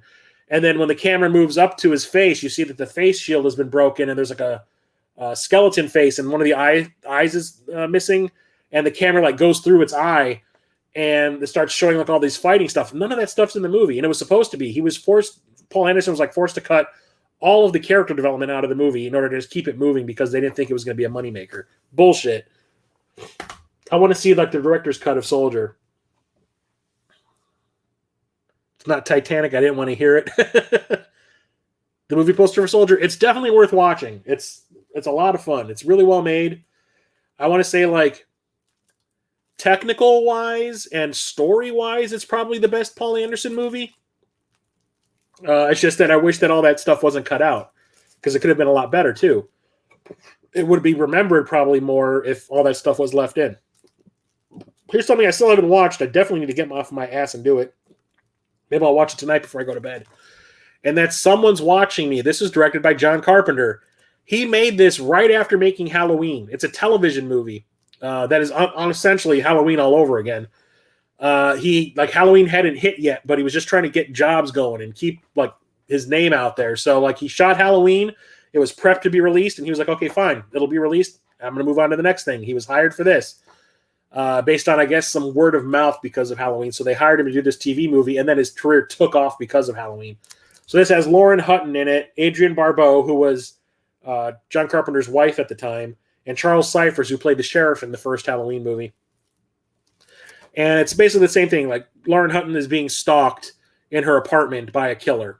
And it's TV movie stuff, so nothing really graphic happens. But from what I understand, it's actually pretty well made, and it's really well remembered. I just never got around to watching it. I got this on a sale on the Scream Factory website when they were doing I don't know if they're still doing it, but like they used to do a thing every year on John Carpenter's birthday. They would have like a week-long sale on all the movies that they owned the rights to from John Carpenter, and they would put them all up for sale because of his birthday. And I remember one year I was just like, I'm going to do that. And I bought every John Carpenter movie they had that I didn't own, which is why I own that Elvis movie with Kurt Russell in it, because he did that too. So, yeah. Next up is, I have seen this plenty of times. I saw this in the theater as a kid. Scared the ever-loving shit out of me. Who knew that this came from frickin' Disney? It's Something Wicked, This Way Comes. This is from that dark Disney period where they were just being super experimental in the late 70s and early 80s. Like they did Watcher in the Woods, The Black Hole, Tron, this, The Black Cauldron, Return to Oz. They were trying to not pander to kids anymore. They wanted to make movies that kids could watch, but they didn't want to be making G-rated movies anymore. They were like, G movies are starting to die out. People aren't going to see them because everyone expects them to just be stuff that a kid would like, and the adults are going to want to kill themselves while they're watching it, kind of thing. So we need to move into the realm of PG. So they started doing a little more racy things to get the PG rating, and it kind of backfired because every time they would throw a bunch of money at a project like that, it would usually bomb. Tron was probably one of the success stories. Black Hole bombed. Watcher in the Woods, Wicker Man? No, they did not do that one. Watcher in the Woods bombed. This bombed. Black Cauldron bombed really hard for them. For an animated film of theirs, that bombed super hard. Return to Oz super bombed. So they kind of turned that around by creating Touchstone Pictures and Hollywood Pictures to put those movies out on, so it wouldn't have the Disney name attached to it anymore. So they would hopefully become profitable, and it kind of worked. This one is based on a Ray Bradbury short story about an evil circus or an evil carnival that comes to like a small town and wrecks shit. It's run by the damn devil, and everything about it has to do with temptation and like secret desires and all this kind of stuff, and like taking people from this town and like corrupting them in some way and absorbing them into the carnival, kind of like, we're bringing you into hell. And these two kids see it happening and try to stop it on their own. And it's really effed up. There is some really scary, disturbing stuff that goes on in this movie. Like there's a scene with spiders that is beyond frightening, especially to someone who is afraid of anything larger than like a quarter. It is like, no. There is a lot of disturbing imagery in here. There's a couple of scenes where I'm like, Disney made this? What? Like, what? Like, it still shocks me. I think it's on Disney Plus now. It wasn't for a while. I do believe it is now. I got this. This is one of the movies that I bought off of the Disney Movie Club, which was kind of like Columbia House, where the first 4 movies are a quarter each, and then you have to buy a full-price movie. You have to buy a certain amount of full-price movies to fill out your contract. This is one of the movies I bought for a quarter, because once I found out this was available on Blu-ray, I was like, hell yeah, because I had a DVD of this that I was refusing to sell until I found a high-def upgrade, and this was exactly what I've been looking for years. It was right under my nose, and I never knew it. It is fantastic, but holy shit, do not show that to a kid until they're at least 12 years old. That's half the movies so far. Like I said, there's a lot of S's in my collection, so we're definitely going to go past 2 hours tonight. Next up, we have another movie that is older, comes from the 70s, I do believe, but I didn't watch this until the mid-2010s, I want to say. My brother suggested it to me because this is from when he used to live in L.A., where Quentin Tarantino has a theater out there where he shows older movies on film. You know, if he can get a hold of a print or if it's from his personal collection of film prints or whatever, they'll show it for a couple of days, you know, make some money off of it, and then, like, you know, move on to another one. My brother was like, I've never seen that. I like the director. I'll go check it out. And he's like, Chris, if you haven't seen this movie yet, freaking watch it. You're going to freaking love it. And I was like, okay, fine. So I rented it on Amazon for like $2 or $3.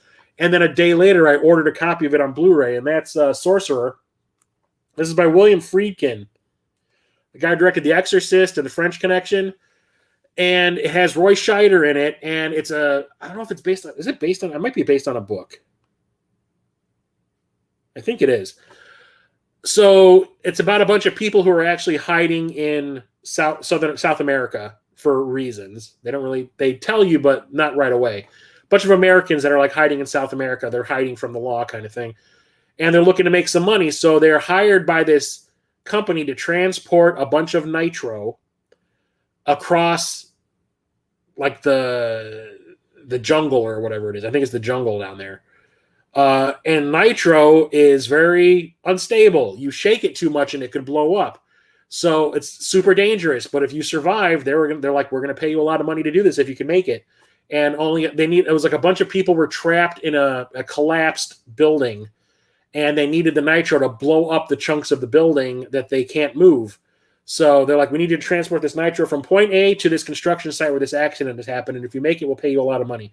So he gets a crew together, and it's about these people in these trucks transporting like each truck has a single box of nitro in it that's covered in dirt to try to keep it from jostling and moving around. And it is so goddamn tense. There is a scene where they're moving the trucks over this rope bridge that is like in the middle of a storm, and the bridge is swaying and moving around, and the trucks look like they're about to get thrown. Like, you almost want to, you're not going to have any fingernails left on your hands after watching that scene. It is so freaking tense that I loved it. I loved it so much I bought a copy of it the next day. It's so good. And it's one of those movies where I'm like, how did I not see this movie before now? Like, this movie's from like the late 70s. What the hell? So goddamn good. No, they're not Nazis. There's like one guy had a warrant out for his arrest, and one guy was like hiding from the mob, that kind of thing. And it's like, we need to make some money because, you know, we're down here. We can't really get a job. We don't have a visa. We don't have a passport. You know, they basically crossed the border illegally. You know, we need to make some money. Let's transport some nitro and we'll be set. Don't blow up, though.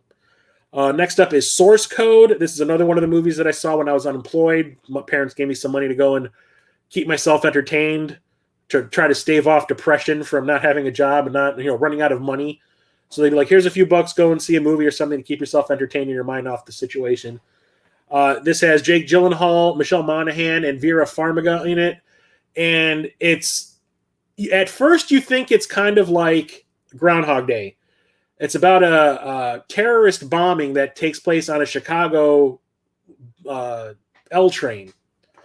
And the day keeps repeating. And Jake Gyllenhaal is trying to find out what the bomb is, where it came from, who planted it, and if he can stop it. And you don't really find out what's really going on for the first half of the movie. It's just like this time period just keeps repeating over and over again. And you start learning more and more. And then you start to find out what's really going on behind the scenes and why Jake Gyllenhaal is doing this, and, you know, who the people who are running the program and why it's important. And by the end of the movie, when you find out what's really going on, and it's like a big punch in the gut. Like, it's sad. And really took me by surprise. I didn't really have any expectations for it. The trailers just made it look like this generic Groundhog Day ripoff kind of movie with like an action twist to it kind of thing. So I was just kind of like, I went and saw it because it was the only thing that was remotely interesting playing when I wanted to go and see a movie at that point in time. And I really liked it, to the point that I picked up a copy of it. I highly recommend it. It's a really cool thinking man sci-fi movie, I guess. And then there's Cheese from My Youth. This was one of the movies that came out during that big 3D boom during the early 80s with like Jaws 3D, Friday the 13th in 3D, you know, Amityville 3D, that kind of thing. And this was a sci-fi action movie in 3D. And my parents, well, my mother, I think, was the only one that went. It was me, my brother, and my mother went and saw this in the theater one night. It was like a school night, and she was like, let's go see a movie. So we went and saw this, and I think it's because she had a crush on the lead. And that is Space Hunter of Adventures in the Forbidden Zone. I think she had a crush on Peter Strauss, which is why she was kind of like, I think my dad might have been out of town on a business trip, and she was like, let's go see a movie. Usually the only time we would go and see a movie on a school night was if my dad was out of town. And this is also, I think, one of the first movies Molly Ringwald was ever in. I think this was her big debut. So it's like this cheesy, serial-ish space opera kind of thing where Peter Strauss's character, Wolf, is like not a bounty hunter. He's like someone who you hire to rescue people. And he's told that these 3 beautiful women from this like luxury hotel in space have crash landed on this really dangerous planet run by this dude named Overdog. That's played by Michael Ironside. And he's kidnapped the girls and he's holding them for ransom. So Wolf here is hired to go and rescue them. And when he lands on a planet, he comes across this like homeless girl who is like a tracker, and she can help him find the girls. She's like, oh, I know where they are. I can take you to them. And they kind of form this father-daughter relationship along the way. Like it's kind of an abusive relationship at first, but they come to respect each other and really like each other in the end. And it's really fun. The 3D, I wish, was on this damn Blu-ray so I could see it again. I have not seen this in 3D since that theater in like 1983. And it kind of pisses me off that they released this and did not put a 3D version of it on here, which, it's still, I don't understand it. But it's a fun, cheesy, really breezy sci-fi action movie. Like, it goes by super fast. I still have a soft spot for it. It's a lot of fun. Ernie Hudson is in it. He plays another like rescue technician, I guess they're called in the movie.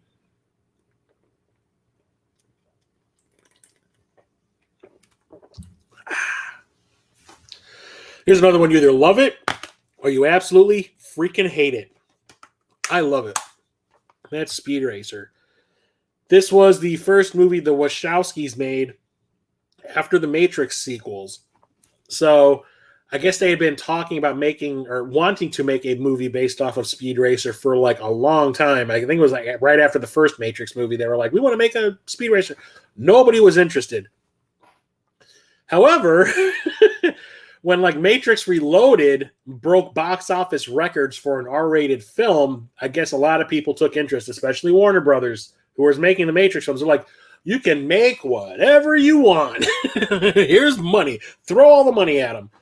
So they made this super expensive, basically all against green screen style movie based on an old 60s anime, which I had never seen. I had maybe seen a couple of clips somewhere. I knew about the speed thing, from like clips I've seen on the internet and whatever. But when it comes to like actually sitting down and watching an episode of the old anime, no. So I really had no knowledge of anything except the fact that there was a little kid named Spriddle and he had a pet monkey. That's all I really knew. So me and a friend went and saw this on the IMAX the weekend it opened, and it was a sold-out screening, and I have never seen so many people turn on a movie in my life. Like, that was a sold-out IMAX screen. And like by the time the movie ended, I want to say a third of the theater was empty. Like, people walked out. And I'm sitting there going like, is it just me? Or is like this one of the most visually awesome films I've ever seen? Like, it is so cool. Like, there's always something going on. And like everyone's like, this is so cheesy. I'm like, yeah, it's based on a cheesy anime from the 60s. What were you expecting it to be? Shakespeare? Like, I don't understand the thinking. It feels like something from that era. It feels like, now that I have seen episodes of the anime series, it does feel like the anime come to life with live action. Some of the performances are kind of, I think Emile Hirsch was kind of wrong for the Speed Racer part. Everyone else was perfectly cast. Christina Ricci as Trixie is absolute perfection. And John Goodman and Susan Sarandon definitely understood the assignment, especially the kid that plays Spriddle. That kid, like, he knew exactly what to do at every moment.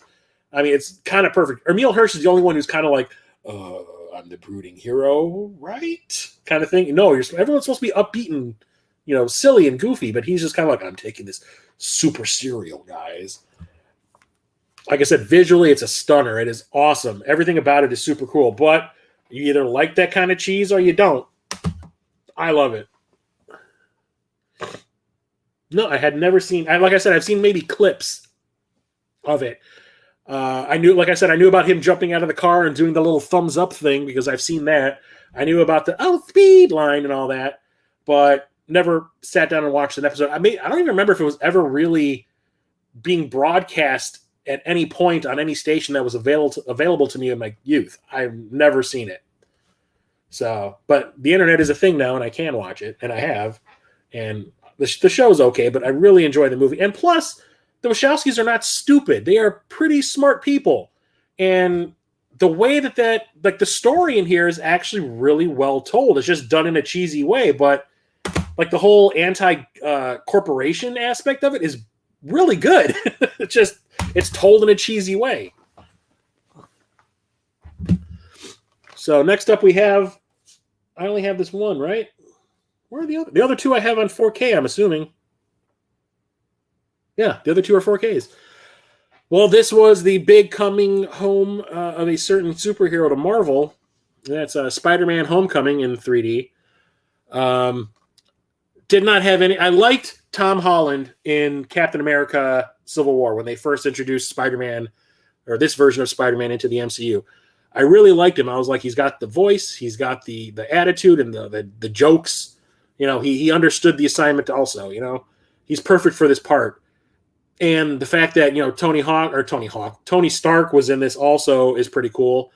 But it's not focused on him, which is a good thing, because when I saw the trailers for this, I was like, oh my God, it's called Spider-Man, but it's going to be freaking Iron Man 3.5 or something like that. You know, they're going to shoehorn him in like how he kind of half took over Captain America Civil War. You know, I'm like, oh, they're going to do that with this too? No, thankfully, he's only in like 3 scenes or 4 scenes or something like that. But really well-made Spider-Man movie, really well-made reboot and reintroduction to the character into this universe. I really like that his villains, for the most part, except when you take away the third film, the first 2 movies, the villains in the movie are like disgruntled, workers of, Stark. And like, the villain in this one is the Vulture, but he was on the crew that was cleaning up all the debris and all the rubble from the fight that happened during the first Avengers movie. And like, that was where he was making his living for his family. And then S.H.I.E.L.D. comes in and says, no. We'll take care of this from now on. You guys are no longer needed. So like, he ended up having to turn to crime to feed his family. And in the second one, Jake Gyllenhaal's character is a jilted ex-employee of Tony Stark, and he's using Tony Stark tech to get revenge and like, get money. I really like that aspect. Like, these are like ground level superhero movies. Like, these aren't about people with super abilities outside of, Spider-Man, but it's really cool that they decided to use that aspect of it instead of having like, nothing but super villains and stuff, which is really cool. It was on Cartoon Network in the mid-90s. I never watched Cartoon Network.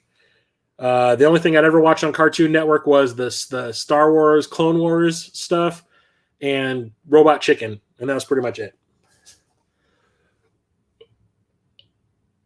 Oh, God, you ever burp that's just like, there we go, it's just stuck. Oh, man, that was like right here. Anyway, another Studio Ghibli, Miyazaki film, Spirited Away.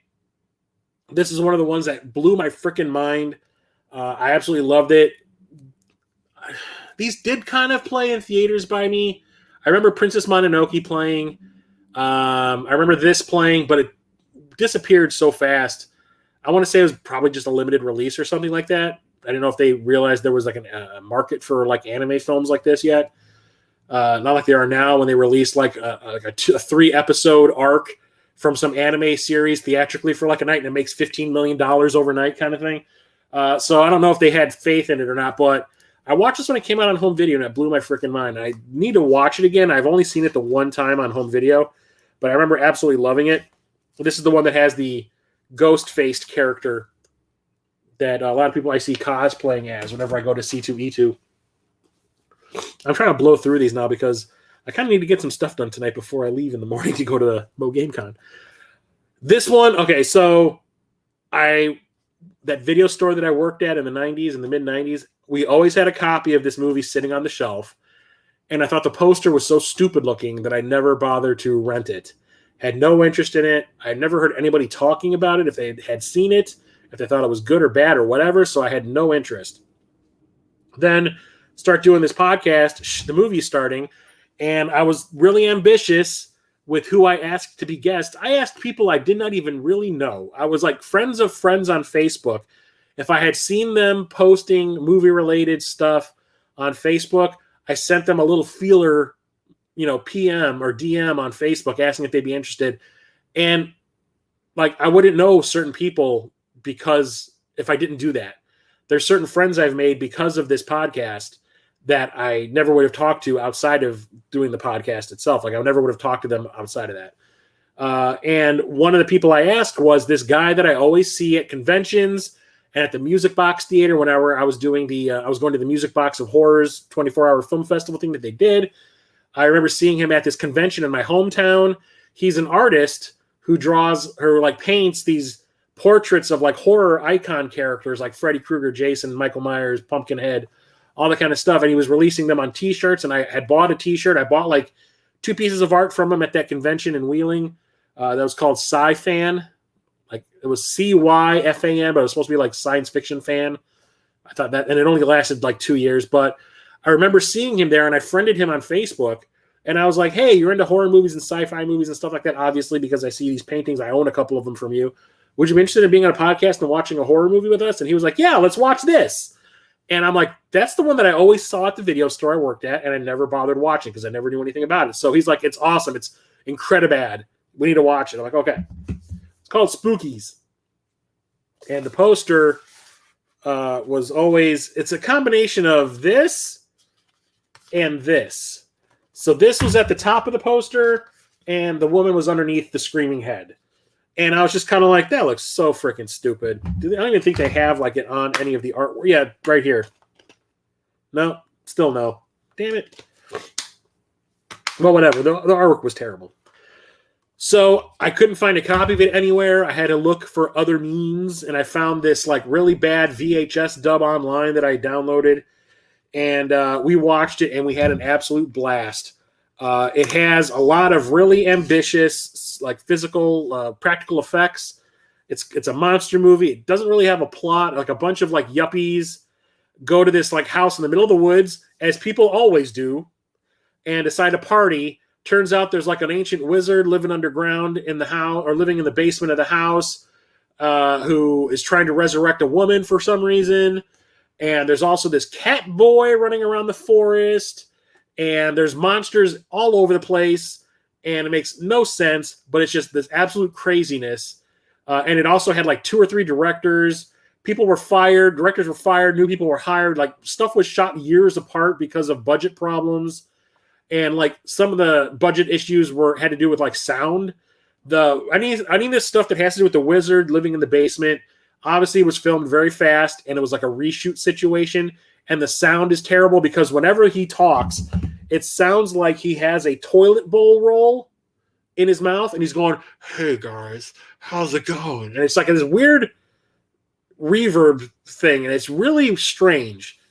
I don't get it. But it's also kind of awesome, and it has one of the funniest moments in a film that I've ever seen.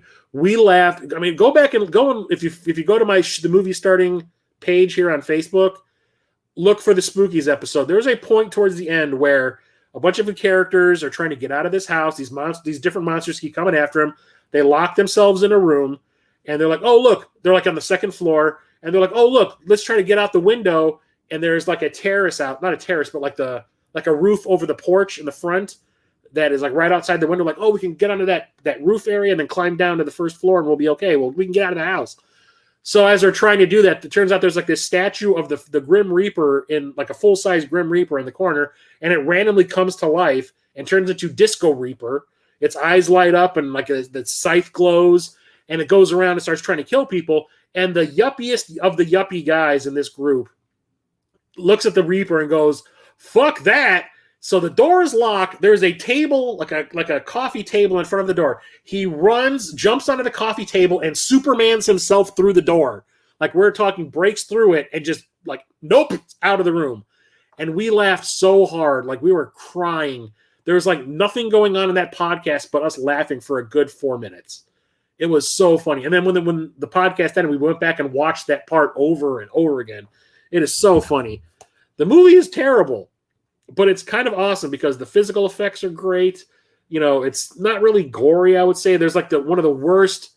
There's a scene where a guy gets trapped in a giant spider's web, and this like Asian woman walks out, and she's like, "Ooh, I'm gonna do you so good." And then she slowly turns into this like spider woman, and then injects him with hits him with a proboscis that comes out of her titties, and like sucks all the life out of him. When you see his body like collapse on itself, it's like, oh god, like that looks so bad. But it's a lot of fun, and it has like this nonsensical ending. But it's one of those movies that I wish I watched back in the day because I probably would have had a blast with it. The artwork was deceiving. The artwork I thought was really stupid, and I probably should have just said what the hell and watched it anyway. I probably would have really liked it. You can see the spider lady like right here. This is hairy looking thing. And the Disco Reaper. There he is. The only problem is the version that we watched when we were watching the podcast was something that I got off the internet. It was kind of dark, but it actually helped the atmosphere of the movie. Like it hid some of the flaws of the makeup effects because it was so dark, but you could still see everything that was going on. It wasn't like I can't see what that is. No, it's just like it hid the seams.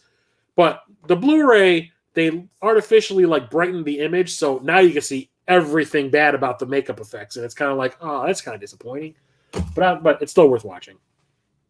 If you guys want, I could link you to the Superman through the door scene because it is on YouTube, and I have it saved. And I can put the link in the chat if you want.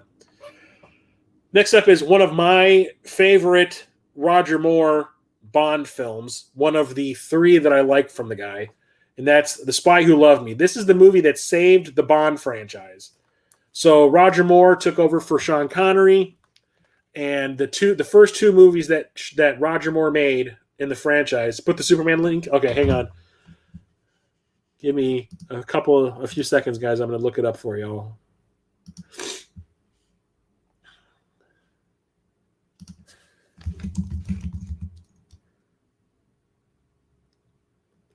I hope it shows up like in my chat or my search bar because I know I've looked for it like a dozen times.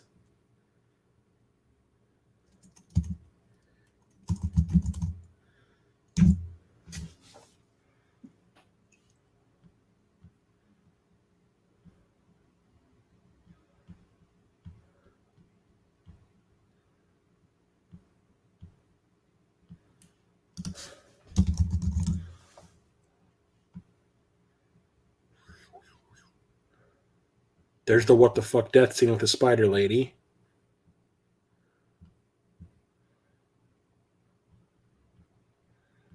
Where are you?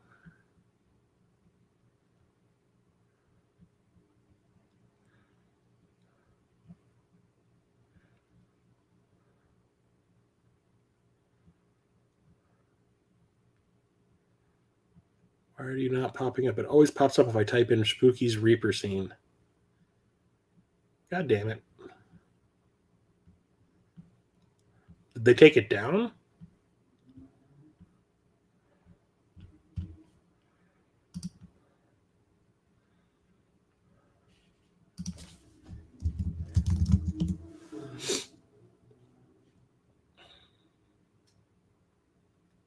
Oh, here it is. I think I found it.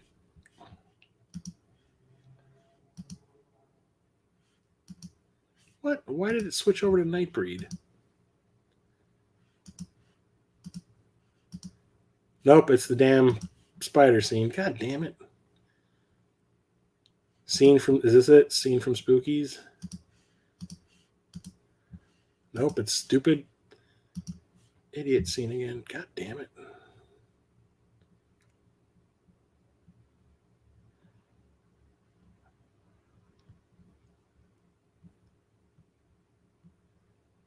It is not showing up. Oh, well, I'm not going to keep searching.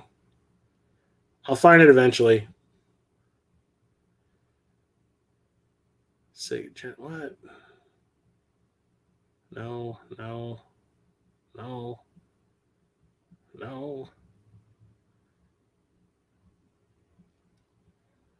Shit.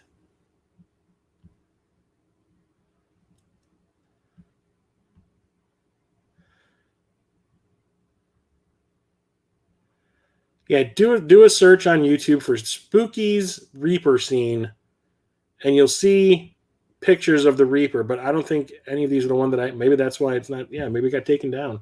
I don't know. Anyway, I'll find it later. Yeah, put the Superman door link. So the first two movies that Roger Moore made after he took over for Sean Connery, which were Live and Let Die and The Man with the Golden Gun, each of them, like, I think Live and Let Die did okay, but Man with the Golden Gun bombed. And it was because they kept writing Roger Moore's Bond as if he were still Sean Connery, when Roger Moore has a complete different set of sensibilities. Like, he didn't have that hard edge that Sean Connery kind of did. So they were writing him like Sean Connery, like he's smacking women around in these movies and, acting all like, no, acting all tough and thuggy kind of sometimes. And that's not Roger Moore. He's kind of like the comedic Bond, right? Well, this is the one where they recognized the issue after Man with the Golden Gun bombed, and they're like, okay, we're going to throw a lot of money at this movie to bring everybody back and make it this huge spectacle movie, brought in a bunch of new writers, and played up to Roger Moore's sensibilities, and it worked completely. This is probably it's in my top 5 Bond films. I still think Moonraker's better, if you ask me. I like that one because that's a personal, like, nostalgia favorite from my childhood. But this one is fantastic. So Bond is asked to look for these missing submarines and gets involved in this whole plot with this dude with webbed fingers who wants to create a society underwater and destroy everything on the surface. So he wants to start a war between Russia and the U.S. so they'll wipe each other out, and then everybody's forced to live underwater with him in this utopia kind of thing. And it's really silly and stupid, but there is so much cool stuff going on in this one, like the whole thing with the Lotus turning into a submarine and all that. And I love the character of Major Amasova, who was Agent Triple X, who's like Bond's Russian counterpart, who I like the character. I'm not a fan of the actress who plays her, Barbara Bach, because she's just kind of wooden. She wasn't an actress. She was Ringo Starr's wife. So she's kind of wooden, but she's okay. But like everything about it is just really fun to the max. Like they really amped everything up in this one, and it works. I think it's so much fun. It's a longer Bond movie, but it goes by so fast because there's always something going on. First time they ever introduced Jaws in one of these movies, and he came back for Moonraker. I absolutely love it. It is so good. It has a really great disco-y soundtrack. So if you ever saw, oh man, what's that one called? The one with Paul Rudd and Sean William Scott, Role Models. There's that speech that McLovin does at the end of Role Models before the big LARP game, where he's dressed up like one of the guys from Kiss. And he says, like, people started calling him like that. He looks like a young version of Marvin Hamlish. Who the fuck is Marvin Hamlish? Marvin Hamlish was a film composer, and he composed the music for this movie. Next up we have, so I got rid of the first movie in the series because it's available in 4K. Still haven't bought it, though.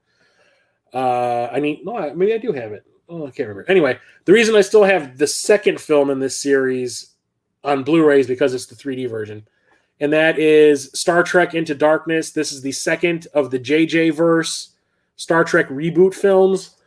This is the one that after it came out, I think it's the Star Trek Las Vegas convention that happens every year. It's like the biggest Star Trek convention in the world. They did like a poll with the guests, like what everyone's favorite Star Trek feature film was. And this one came in dead last because it's a remake of what is considered the best Star Trek movie, Star Trek II, The Wrath of Khan. It's a remake of it. Why JJ always wants to remake older movies that people love. He did it with Star Wars The Force Awakens, because that's, honestly, you look at it, it's just a remake of A New Hope, just with new characters in it. This is a remake of what is the best Star Trek movie. It's just told in a completely different way because it's an alternate timeline universe, so things don't happen exactly the same, but things do happen from the original movie, just it happens to different people. I'm not a big fan of the reboot. I loved it when it first came out because I thought it injected a whole lot of new life into the franchise. I'm like, the one thing that people always complain about with Star Trek, that people who aren't Star Trek fans, is like, it's so boring. It's just about characters and there's no action in it.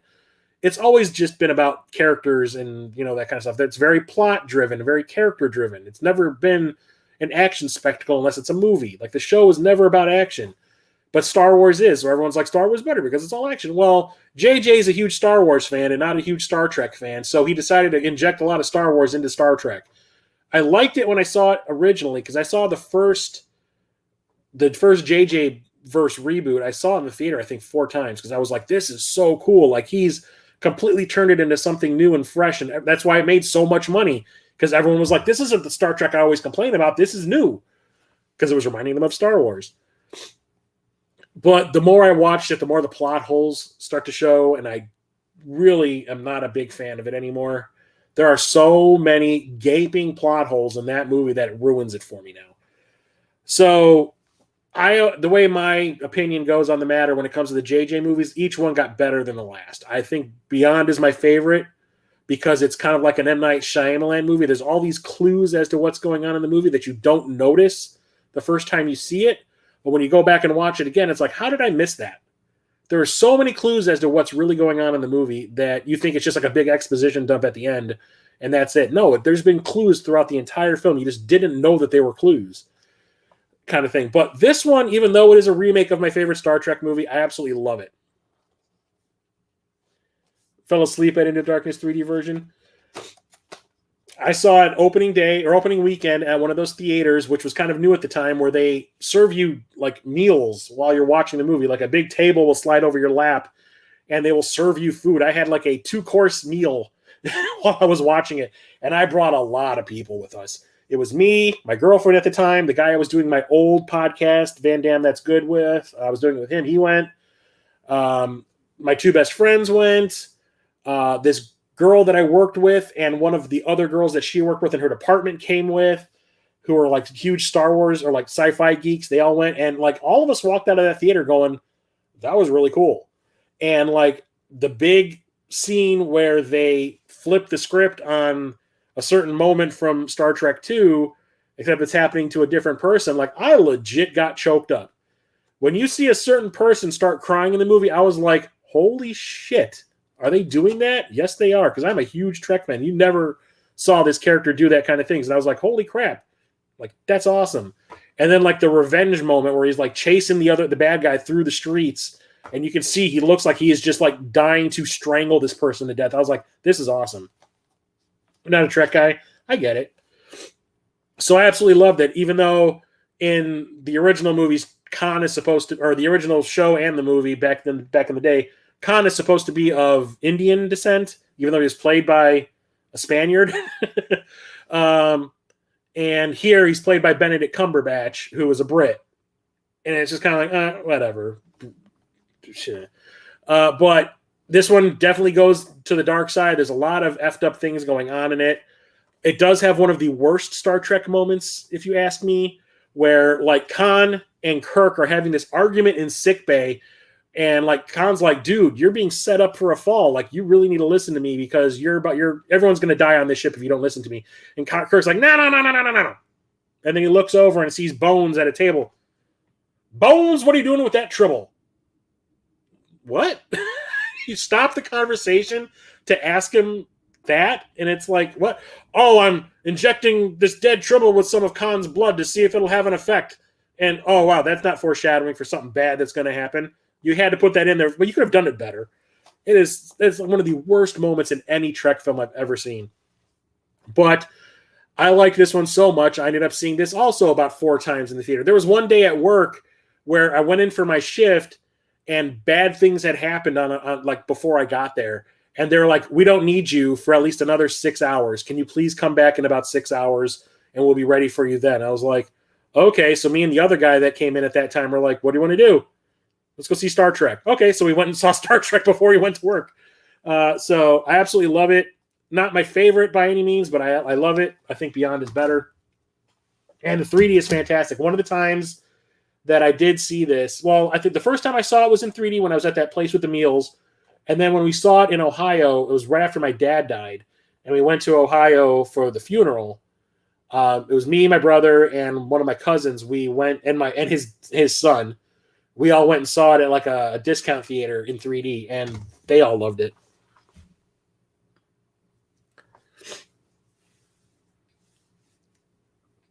That big circle thing.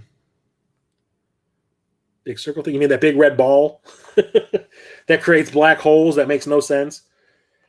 Next up, we have the feature film version of Star Wars: The Clone Wars. So this came out on my birthday, the year that it was released, and I was like really excited. I'm like, oh my god, something cool is finally coming out on my birthday, because I have a history of going to see the movies that are released like the week of my birthday, and they end up being absolute dog shit. Like, I end up hating every single movie I've seen. So I was like, cool, something Star Wars related is coming out on my birthday. This is going to be rad. So a friend of mine went to go and see this. Like, it was an early afternoon showing, I think, on a Saturday that it was released. And we both walked out of the theater going like, well, the trend continues, because this was terrible. This is basically 3 or 4 episodes. I think it's 4 episodes of what ended up becoming this Clone Wars TV show, just kind of crammed together to make a movie. None of the stories link up.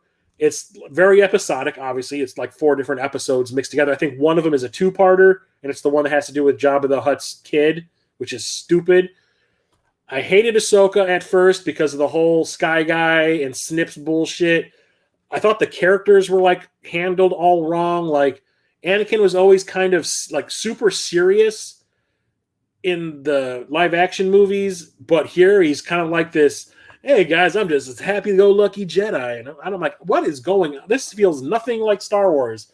Like, as much as I don't like the prequels, they even got it wrong in this. So I never bothered watching the TV show while it was being broadcast, because I did not like this at all. Although I bought this because I do think it has a fantastic soundtrack. The score is great, and I do like the animation style, and some of the action scenes are pretty cool. But the thing is, I started hearing years later that the show actually turned like a corner. Like, the first season and a half, I was told, were like, it's a kid's show for the first season and a half, where it's appealing to kids. That's where the whole Snips and Sky Guy BS, show. That's why it's there, because it's appealing to kids, and everything is like all light and bubbly, and people are always cracking jokes and shit, and Jar Jar's in it. But then, like, I think halfway through the second season, the people that were making the show realized kids aren't watching this. It's the adult fans that are watching this. So let's start to appeal to adults. And there's like between 2 episodes, like one episode is like all kid friendly, and then the next episode is all of a sudden super adult. And it stayed that way for pretty much the entire rest of the run. And I watched it on Netflix when they were streaming it before Disney Plus happened. And I suffered through that first season and a half. I was like, this is such shit. And then all of a sudden, bam, like, oh, wow, this got good all of a sudden. And I could not stop watching it.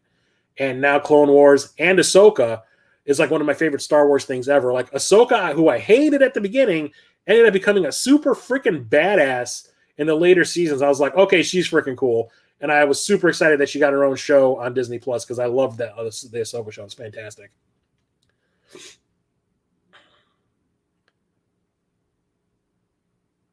You bought that Blu-ray day when I don't remember it at all. I remember being pretty boring. Never watched it again. You talking about Clone Wars? Yeah, the movie itself is bad. I'm not a fan. But like I said, if you watch the series halfway through season 2, it's just kind of like, whoa, when did this get good?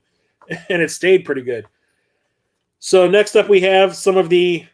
I don't own any of the original trilogy on Blu-ray or 4K, even though they are available, because they are those special edition versions that I hate, where all the new special effects are added in and all those extra scenes are added that I can't freaking stand. Yeah, Clone Wars. I definitely recommend watching the series. Like I said, it gets good and it stays good at one point. I don't own any of the prequels on 4K or Blu-ray because I don't like them. But I do have all the sequels. And I already showed off Force Awakens. I have a really big box set of the 3D version of Force Awakens. Not a big fan of that one because, like I said, I think it's just a remake of A New Hope. Like, JJ just can't help but remake things that he likes. So not a big fan of that because my way of thinking with the sequels was you don't have to get to a certain point anymore. With the prequels had to lead up to a point that would make sense where the original trilogy starts up. Now this sequel trilogy is picking up after the last original series film. You can do whatever the hell you want now. There is no limits. You can have all new characters. You can bring back the old ones. You can mix new characters and old characters. I don't care. The sky's the limit. You can do whatever the hell you want now. And they chose to remake A New Hope. And I was like, this is some bullshit. Like, you could have done whatever, anything. You had a pretty much unlimited budget. You could have done whatever, and people would have loved it. They did. And you chose to go back to the source. I'm like, this is stupid. So I'm not a fan of that. I loved Rogue One, though, because it did do something different. Even though it was like a prequel that takes place between the prequels and the original series, or the original trilogy. I loved it because it decided to turn Star Wars into a Vietnam War movie, which I thought was great. So when The Last Jedi was coming out, I was not super excited. I remember the first trailer I saw, I was like, that looks stupid. But I wanted to see it anyway. And The Last Jedi is the Star Wars movie I wanted Force Awakens to be, because this one does interesting things with the lore and the characters and everything. It twists the formula on its ear, and a lot of people really did not like that. It also has some underlying themes of like toxic masculinity and stuff like that when it comes to Poe Dameron. And I love, like, a lot of people really hate the whole like space Vegas scene, but I think it's really cool that we get to see an aspect of the Star Wars universe we never see, which is like, where exactly do all of these ships and weapons that both sides have come from? War profiteers. And we get to see all of that stuff at that space Vegas. I'm like, this is awesome. I never in a million years thought we'd find out about that kind of thing, let alone see it in action. And I'm like, this is rad. And they, everyone's like Luke has got to be this like unflappable hero. He's just always good and does no wrong. And find out that he ran away because he screwed up the training of Ben, who ended up becoming Kylo Ren. And a lot of my friends are like, I never in a million years think that Luke would run away like that. I'm like, who are the people who trained him? Obi-Wan and Yoda. And what did they do when shit got bad in the original, like in the prequels? They ran away. Yoda was like, fuck this, I'm out. Ran to Dagobah. And Obi-Wan went into exile on Tatooine so he could babysit a kid. They ran away. He did that because, that's what he was taught.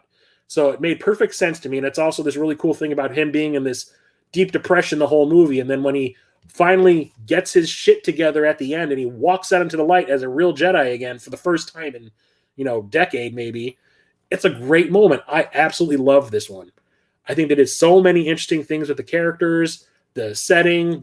Like I said, they twist the convention on its ear, and I love it. Rian Johnson, I think, is a freaking genius. It's just that everybody had expectations as to what these characters should be like, as to opposed to being open to what could happen or what they could be like in this like future. They finally did cool things with the lore and the characters, and that's why I absolutely love it. And the 3D is pretty freaking awesome too. So I absolutely love it. I think it's the best of the 3 sequel films, the sequel trilogy, because once they brought JJ back and he freaking retconned half of that movie. I love Rose. Everybody hates Rose. The actress who played Rose got bullied off the internet because people were giving her death threats because they hated her character. No, there is so much cynicism going on in this movie from the other characters. She is the sole bright light in that movie at times, where she's the only one who is a pure optimist. And I loved her for that. Every time she was on screen, I would almost jump for joy because everyone was so brooding and like depressed and sad. And she's the only one going like, but we have to fight for reasons, guys. Come on. I love her. And because of that, she got bullied off the internet by asshole, toxic, neckbeards. And then when JJ took over for the 3rd film, he basically wrote her out of the movie to appease the toxic fans. Fuck you, JJ. Which is why I think The Rise of Skywalker is one of the worst Star Wars movies ever made. Absolutely hate this movie with every fiber of my being because it was obviously going in a specific direction. JJ had not laid out any direction where he wanted the story to go. He had kind of written a preliminary idea for what would end up becoming The Last Jedi, but when they brought Rian Johnson, he's like, I don't want to do that because it's safe. I want to do something different. And he did. The whole thing with Rey not being a relative of anybody. She's just a nobody. Her parents sold her for beer money. She just happened to have the ability to use the Force. I thought was fantastic. I was dreading the fact they're going to be like, she's Obi-Wan's daughter or something like that. I'm like, of course, because everyone in this movie, in this series, ends up finding other people who are related to them by chance.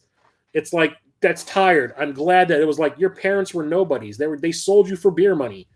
And I think that's fantastic. But no, JJ can't have that. So JJ retcons half of this movie, writes Rose out of the movie, completely flips around. Oh no, what I really meant to say about your parents were they had become nobodies. They used to be somebody. They were the Emperor's kids. Oh, fuck you. The whole thing about the Emperor lives is so freaking stupid. Bringing the Emperor back because why not? JJ cannot let the prequel, the original series go, the original trilogy go. Had to bring back another legacy bad guy. It is so dumb. I hate the fact that the Emperor is in this. I hate the way that Kylo was set up to be the big villain of this series, and they ruined it by having him do the whole "I'm going to turn good" at the last second. No, that was what they did with Anakin in the original trilogy. We don't need to see it happen again. Stop repeating yourself. Hate it, hate it, hate it, hate everything about it. Hate that there's like threads left and nobody resolves. Like there's a scene where Rey and Poe and Finn are like in quicksand and they're like about to drown. And Finn says, "There's something, Rey, there's something I need to tell you." And she goes, "What?" And then they fall through the quicksand and they never bring it up again. And like JJ, after the movie came out, says, "Yeah, he was going to tell Rey that he's kind of force sensitive." I'm like, well, why did you take that out? That could have been an interesting thing. Why is Lando trying to hook up with who could possibly be his daughter at the end of this movie? The whole thing with Rey taking Skywalker's name at the end makes no sense. He didn't train her. Leia spent more time training her, according to the lore of this movie. So she should have taken on the name of Organa at the end. It's stupid. I hate it. I hate it. I absolutely hate it. Hate it. Hate it. Mo GameCon hype. Hell yeah.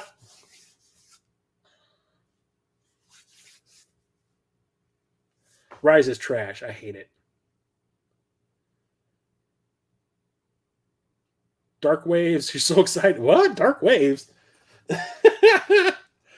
So this is another 3D movie I saw in the theater when I was a child. Absolutely love it. But I refuse to get rid of my DVD copy because this Blu-ray kind of has issues. And it's because I've seen this movie so much that I can tell audio issues. Like I could detect the audio issues.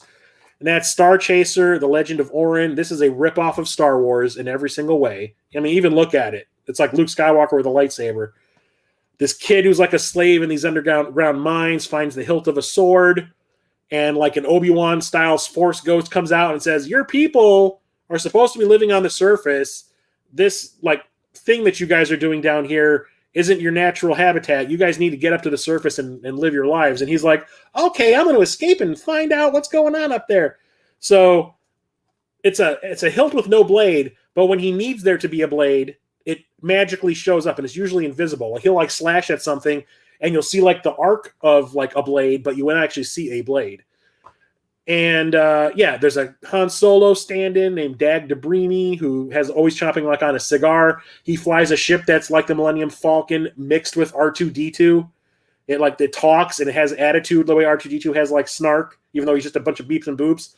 The ship is called Arthur. And it talks, but it has like the R2-D2 snark. There's a female robot that's like a C-3PO. And there's like for a kid's movie, there's some questionable shit. Like Dag reprograms her through her ass and makes her submissive. This is a kid's movie. There's a princess that hooks up with everybody and all that. And there's like a big Darth Vader type who wears a Vader-style mask. I don't know if there's a picture of it here. That's what he looks like without the mask. That's the original poster of the movie. But that's the Vader character. That's what he looks like without it, the big mask. But he wears a big mask like that, and it turns out he's like a big robot. He's a robot, and he's starting a robot revolution. And it's awesome. It is also very adult. Like I said, you've got this submissive robot going on. There's also scenes where, for a kid's movie, dude is cutting people in half with his sword, and you see their intestines spilling out and shit. And it's really kind of crazy. I absolutely love this movie. It's fun. It's super fast-paced. It has a really cool half synth, half orchestral soundtrack, which I really like, 80s style. But like it's a fun take on like the Star Wars style of film. And it does have, Peter would probably love this because from what I understand, the terms that they use in place of Jedi are Mormon terms. So they call the Jedi type people Kakan, and I understand that's like a Mormon term for something, which I thought was kind of cool. They were like stealing terms from other religions and whatever. The only thing is, I was super excited. We didn't get a 3D version of the movie, which pisses me off. I want to see this in 3D again. Saw it in the theater in 3D, loved it. The 3D is fantastic. I remember it being fantastic. Didn't get a 3D version, and also the audio mix on this is kind of effed up. So I love the soundtrack in this, like I've said, and I've watched the Blu-ray more times than I can count. So when I'm watching this, and I'm like, there's like sections of the score missing. There's supposed to be horns here. Where are the horns? Like, okay, where's the little synth pew pew sound that's supposed to be right there? What is going on? So I refuse to get rid of my DVD copy because that has the correct sound mix. But the way this looks is way better than my DVD. So it's almost like I want to listen to the audio of the DVD version, but watch the Blu-ray copy. So I have both still. Kind of ticks me off. Oh, you beat Dark Link? Okay, I got it. That's not a term you've ever heard? I read somewhere there's like a bunch of like the stand-in stuff for the Jedi, and they're all like Mormon terms, I guess. At least that's what I read. And here's like one of those sci-fi movies that kind of came out of nowhere in the 90s and like whooped my ass. And that's Stargate, the original movie. This has the extended cut of the movie, which I prefer. Don't get me wrong, the theatrical cut is just fine, but there's a little bit more exposition that like makes things make a little bit more sense in the extended cut.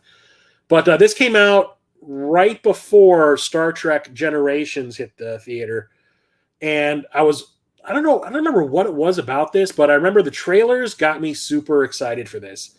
And I was like, oh shit, is this movie going to have like this really cool, awesome theory about where the pyramids came from? And, did aliens build the pyramids or whatever? And I got really into it. And I remember before the movie even opened, I went to a Suncoast Records, or what was it called? Suncoast. What was the name of this store? Suncoast, where they had all the movie stuff that was always in the malls. And I bought like a Stargate hat, and I bought a shirt, and I bought like a book about the making of the movie, which I refused to read until after I saw the movie. And we went and saw the movie, and I was like, I mean, don't get me wrong, I loved it. But I was like, the explanation about like the pyramids are landing platforms for alien ships. That's dumb. But like, don't get me wrong, I loved the movie. But then Generations came out like a week later, and I was like, Stargate, what? This is Next Generation time, baby. And I ended up seeing Generations like 7 times in the theater, and I totally forgot about Stargate. But when it came out on home video, I watched it a bunch of times. Absolutely love it. I went and saw this again a couple of years after that on the IMAX. I think it was like 97. On the IMAX in downtown Chicago on Navy Pier, like during the summer. I guess they're just trying to bring people in during the weekdays, and they were playing like random movies on the IMAX screen. I went and saw The Fifth Element. I saw this. I saw Apocalypse Now. Something else. I can't remember what the other. There was like 4 movies I saw, and seeing this on that IMAX screen was freaking awesome. I highly recommend it if you haven't seen it. It is super fun. Roland Emmerich did this right before Independence Day. The success of this got him Independence Day. What am I looking for at Mo Game Con? 32X stuff. The Crow was your first. I love The Crow. And because that was so popular, and Dean Devlin and Roland Emmerich were like, I think they had a plan for a trilogy of Stargate films, but they ended up doing Independence Day and then Godzilla. They kind of weren't like, Stargate what? We're going to move on to these other bigger things. So MGM owned the rights to Stargate, and they're like, well, if you're not going to do it, we're going to do it. So they ended up making Stargate SG-1, the TV series on Showtime, which I hated at first. I talked about this during the pickup video and the TV on a Blu-ray stream that I did, that I really didn't like Stargate at first. I watched the pilot episode and then the following episode, and I was like, this sucks. And I never watched it again until a friend of mine, this was probably like during season 5 or whatever, was like, dude, Stargate is so good now. I was like, I hated it. And he was like, well, I'll lend you one of my seasons, like the first season. Just watch the first season. And I did. And I was like, okay, it got better. And now I love Stargate SG-1 and some of Atlantis, and I kind of like Continuum, or not Continuum, Universe, Stargate Universe. So when Stargate and SG-1 ended up lasting for 10 freaking seasons. Kurt Russell, yep. The TV show the first few episodes of season 1 are really rough. Like they are kind of badly made. You can tell they were just trying to find their footing. But like halfway through season 1, they kind of found a rhythm, and it ends up being really good. And I ended up going to my friend, hey, can I borrow season 2? And he's like, yeah. And then I watched season 2, and I'm like, I was in it. And I was in from that point on. So Stargate ends its like 10-year run, but the popularity is still there. So they're like, hey, let's make a couple of direct-to-video movies. So they made 2 of them. They made one called Arc of Truth, which is, so there's 2 distinct story arcs from Stargate SG-1. There was the one that had to do with the Goa'uld, which is the alien race from the Stargate movie. They gave them a name, kind of retconned it a little bit so it could work better in a series setting. And it was going on for 8 straight seasons about the Goa'uld stuff, with like little other mini adventures peppered within each season that had nothing to do with the Goa'uld. But they kind of sort of wrapped it up once Richard Dean Anderson left the show, and they brought in Ben Browder to take his place for season 9 and 10. And then they introduced new bad guys called the Ori, which are like evil priests, for season 9 and 10. Well, they kind of realized that they had left all these plot lines open. So this is the wrap up for the Ori storyline from season 9 and 10. It doesn't wrap it up successfully, I guess. Since it was only 2 seasons worth of that story, I wasn't super invested in it like I was the Goa'uld storyline. So I was just kind of like, okay, I guess we're going to see this to its conclusion, and then whatever, it's over finally. But I still would rather see them wrap up the Goa'uld storyline. So it's okay. It's fun. I like the characters, obviously. Otherwise, I wouldn't have watched this show for 10 freaking seasons. And plus, the new additions I think are fun too, even though I really did like Richard Dean Anderson as Kurt Russell's character from the film. He ended up retiring so he could spend more time with his kids, and they brought in Ben Browder from Farscape to play a new character. And then because of him, they also brought in Claudia Black from Farscape, who played his love interest there, to play a new character named Vala, who is like a bounty hunter who ends up joining the team, and she is super fun, on top of being super freaking hot. So there's that. And then they decided to make another direct-to-video film that wraps up all that Goa'uld stuff that was left hanging after season 8. And that's Continuum. And this is a super cool alternate reality timeline story that goes in really cool directions and has a couple of really shocking developments and is really quite polished and well made for a direct-to-video movie that didn't have a huge budget. It is super cool. I love this one quite a bit. It has time travel and, like I said, alternate reality situations. Bad things happen to some of the major characters, and it's all because of one actor not being available for a certain amount of time, so they had to do something to him to explain why he wasn't there, and that is to cut off his freaking leg. But it's great. You get to see like alternate versions of certain characters that you come to like love over the course of the show, and then like the other good characters end up being bad. It's really, really rad. And it wraps the Goa'uld storyline up really well, I thought, and kind of caps off the show. It kind of ends there, and I was happy with that. Really, really good. I love Continuum.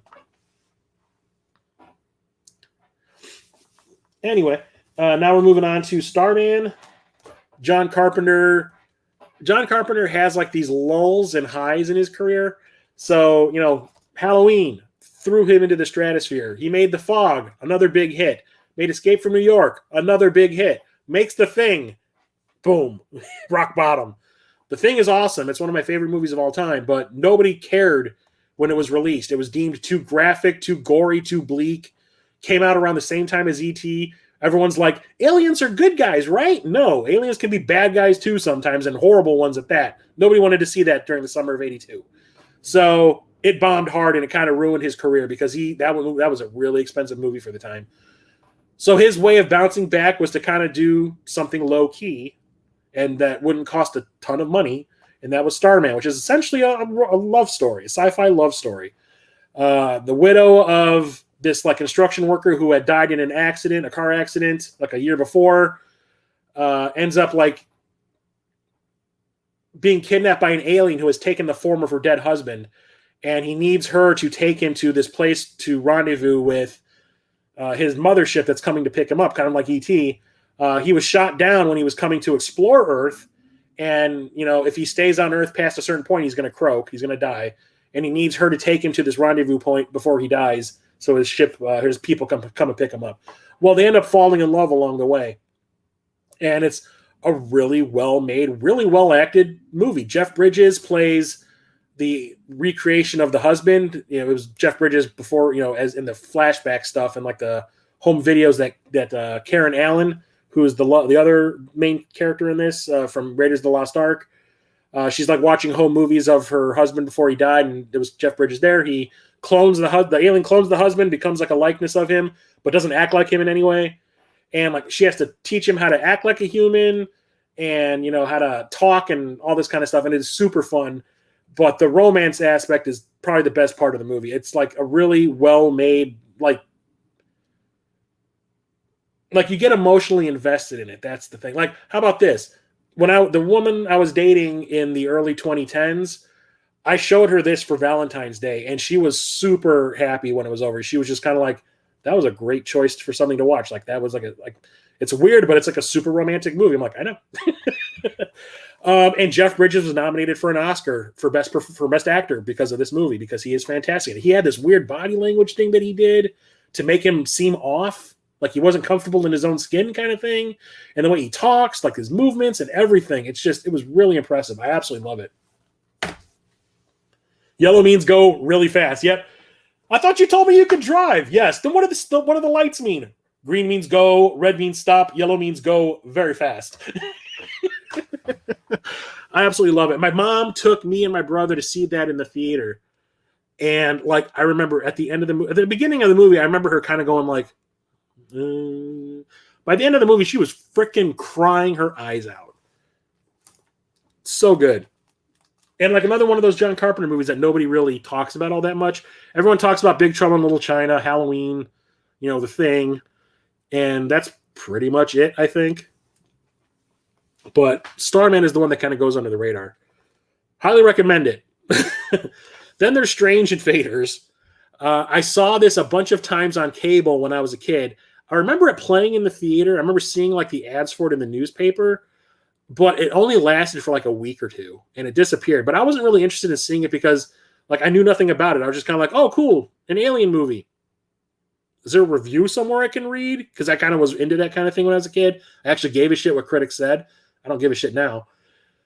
But didn't really hear anything about it. Eventually, I remember seeing something like Ebert gave it 3 stars, and he said it was like a really strange type of movie.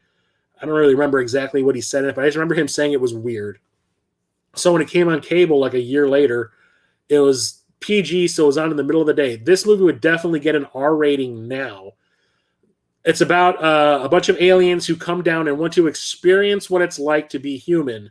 So they disguise themselves as humans and take over a town. But what do they do with all the people that are already in the town that they're imitating? They basically shrink them and turn them into these balls of energy and store them away in like this church.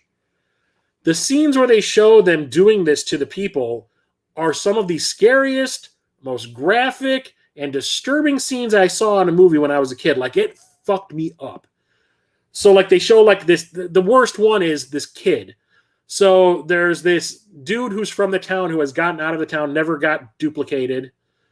And he's been trying to tell people that my hometown's been taken over by aliens. And the movie follows around these 2 journalists who are trying to write a story about this supposed like weird town that's stuck in the 50s. And why? And it's because these aliens don't know how to move past the area where the era where they arrived. And this one dude who escaped the town has been telling everybody my town's been taken over by aliens. So they go with him back to the town and he explains what he saw the big night where he kind of lost his mind. And it's because he came home from work and the aliens had already captured his daughter and his wife, and they were in his son's bedroom when he got home. And he walks in to see them turn his son into one of these glowing spheres. And you basically see the kid collapse. Like you see the kid's feet collapse on themselves, like they like implode. And then they show his face implode. And then they show him like start to compact himself, and then he turns into this glowing ball. And I was like, what the fuck? Like, it scared the shit out of me. And this movie is kind of lighthearted and kind of parody-esque at times, but they really like went all out for the practical effects. Like, it scared the crap out of me. And it's still like, just thinking about it now, I'm getting like a shiver because it's gross. And then they kind of show it happen to somebody else little bit further in the movie, but they just show it happen to their feet. And it's like, God damn it. Like, what? But turns out the aliens really didn't mean any harm. They were just trying to like figure out what humans were like. And it just turns out that the way of storing these people that they were imitating was painful. But at the end, they basically say, like, no, we're going to leave now. We'll release everybody. And then they come back and they're just like they were when they left. Or when they got shrunk down, when they got, like, basically went into suspended animation. They've come back and they're exactly the same age that they were when they were suspended. It's actually a really fun, campy, like, old school alien invasion movie. Like, it's almost like watching Star Trek, where there's really no harm, no foul kind of thing going on. It's strange, but it's fun. It's also very weird. And it bombed hard. I remember reading about it in a magazine maybe 2 years ago, and there were high hopes for it, and like the marketing for the movie was out there. Like, they'd spent a lot of money on marketing, and nobody saw it. Next up is Street Trash. This is a off the wall horror comedy. So I used to watch Joe Bob Briggs. He on Comedy Central back in the day, like in the 90s. He had a show on Comedy Central where he would just talk about like stupid horror movies and stuff. He basically does the same thing now. And I remember like flipping channels one night and came across the show. And what's the first thing I see when I flip to Comedy Central? I see a severed penis flying across the screen in slow motion. And I'm like, what?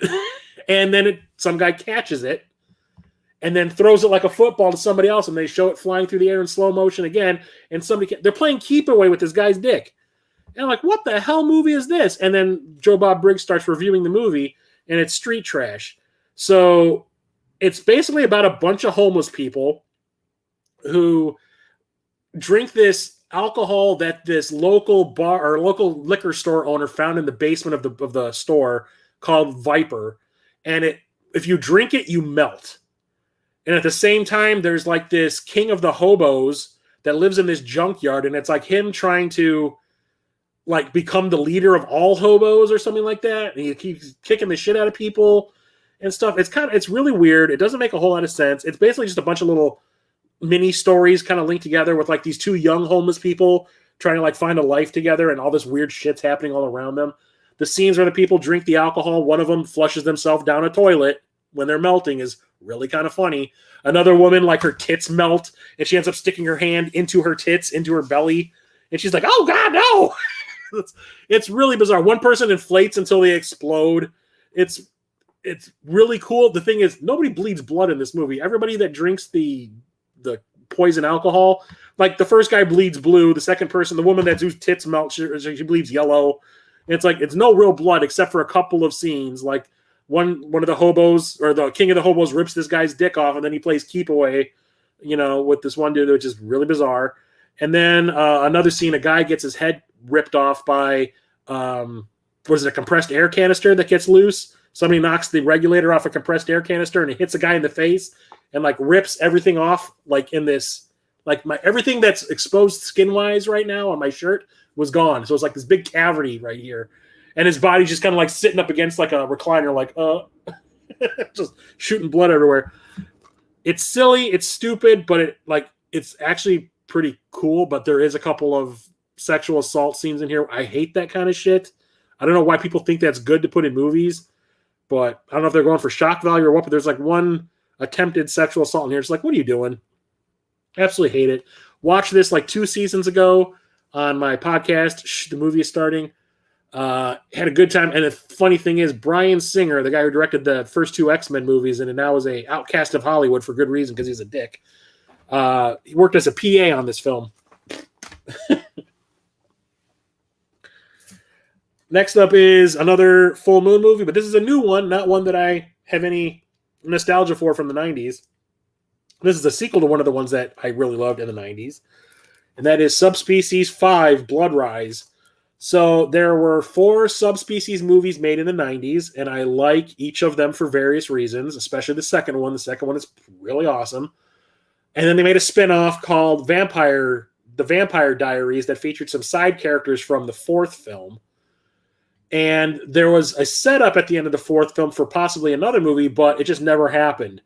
And Charles Band has always been real flighty when it comes to like budgets, and I think that the idea behind the proposed fifth movie was going to be too expensive for him because he's like less than $1 million kind of thing.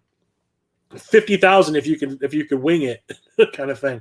So it just never happened. But there's been like a fan outcry, especially for me. Every time I was talking about the Subspecies movies on Retro Cult Home Video and other YouTube channels I was a guest on where we were talking about movies, I was always saying, can we please get that Subspecies 5? Well, it finally happened.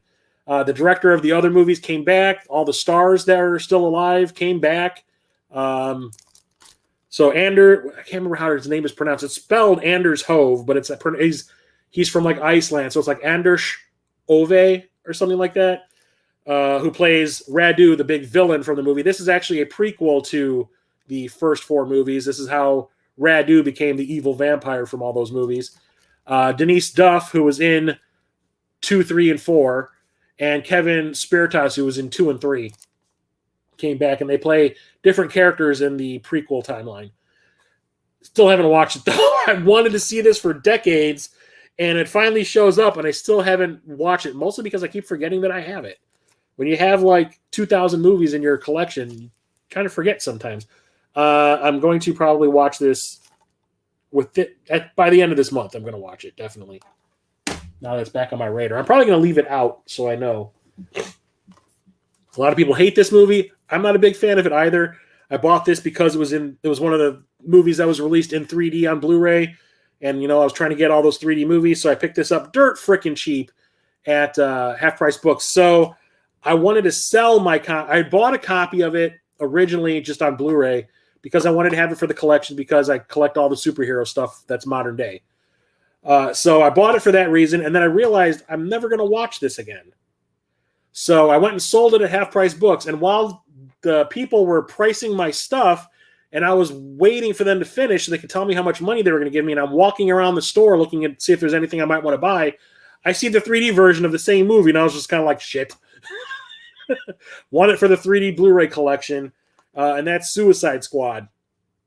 The first Suicide Squad, the one that everybody dislikes. Although I do think that the casting in this was kind of perfect. I love, what's her name?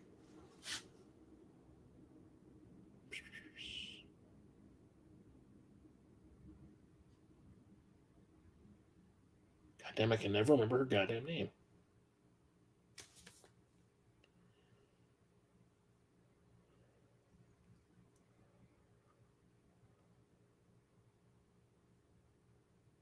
No, not. I mean, Will Smith's okay. Jared Leto, worst Joker ever. Margot Robbie is a perfect Harley Quinn, even though I don't like the character because the whole idea of her and Joker is just this super abusive, toxic relationship. And the fact that young girls seem to think that that's like relationship goals really pisses me off. Joel Kinnaman. Viola Davis. Viola Davis is perfect for Amanda Waller. And from what I understand, they're going to keep using her in the new version of the DC movie universe that James Gunn is starting up pretty soon. Like, they're keeping her on as that character, which I think is great because perfect casting. I do not like the French actress. What's her freaking name?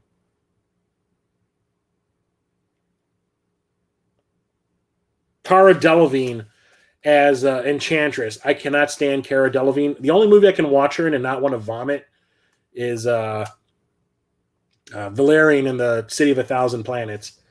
But perfect casting for Harley Quinn. Margot Robbie just kills it, and for good reason, because they made another movie and kept her. I think she's one of the only people they kept outside of Joel Kinnaman and Viola Davis, and then they gave her own movie on top of that. And the Harley Quinn movie, I think, is great because it's all about her getting out of that toxic relationship, which I hate. But yeah, Jared Leto, the worst freaking Joker ever. Maybe it would have been awesome if we got more of the footage of him that they filmed, but for some reason, this movie got cut to shreds.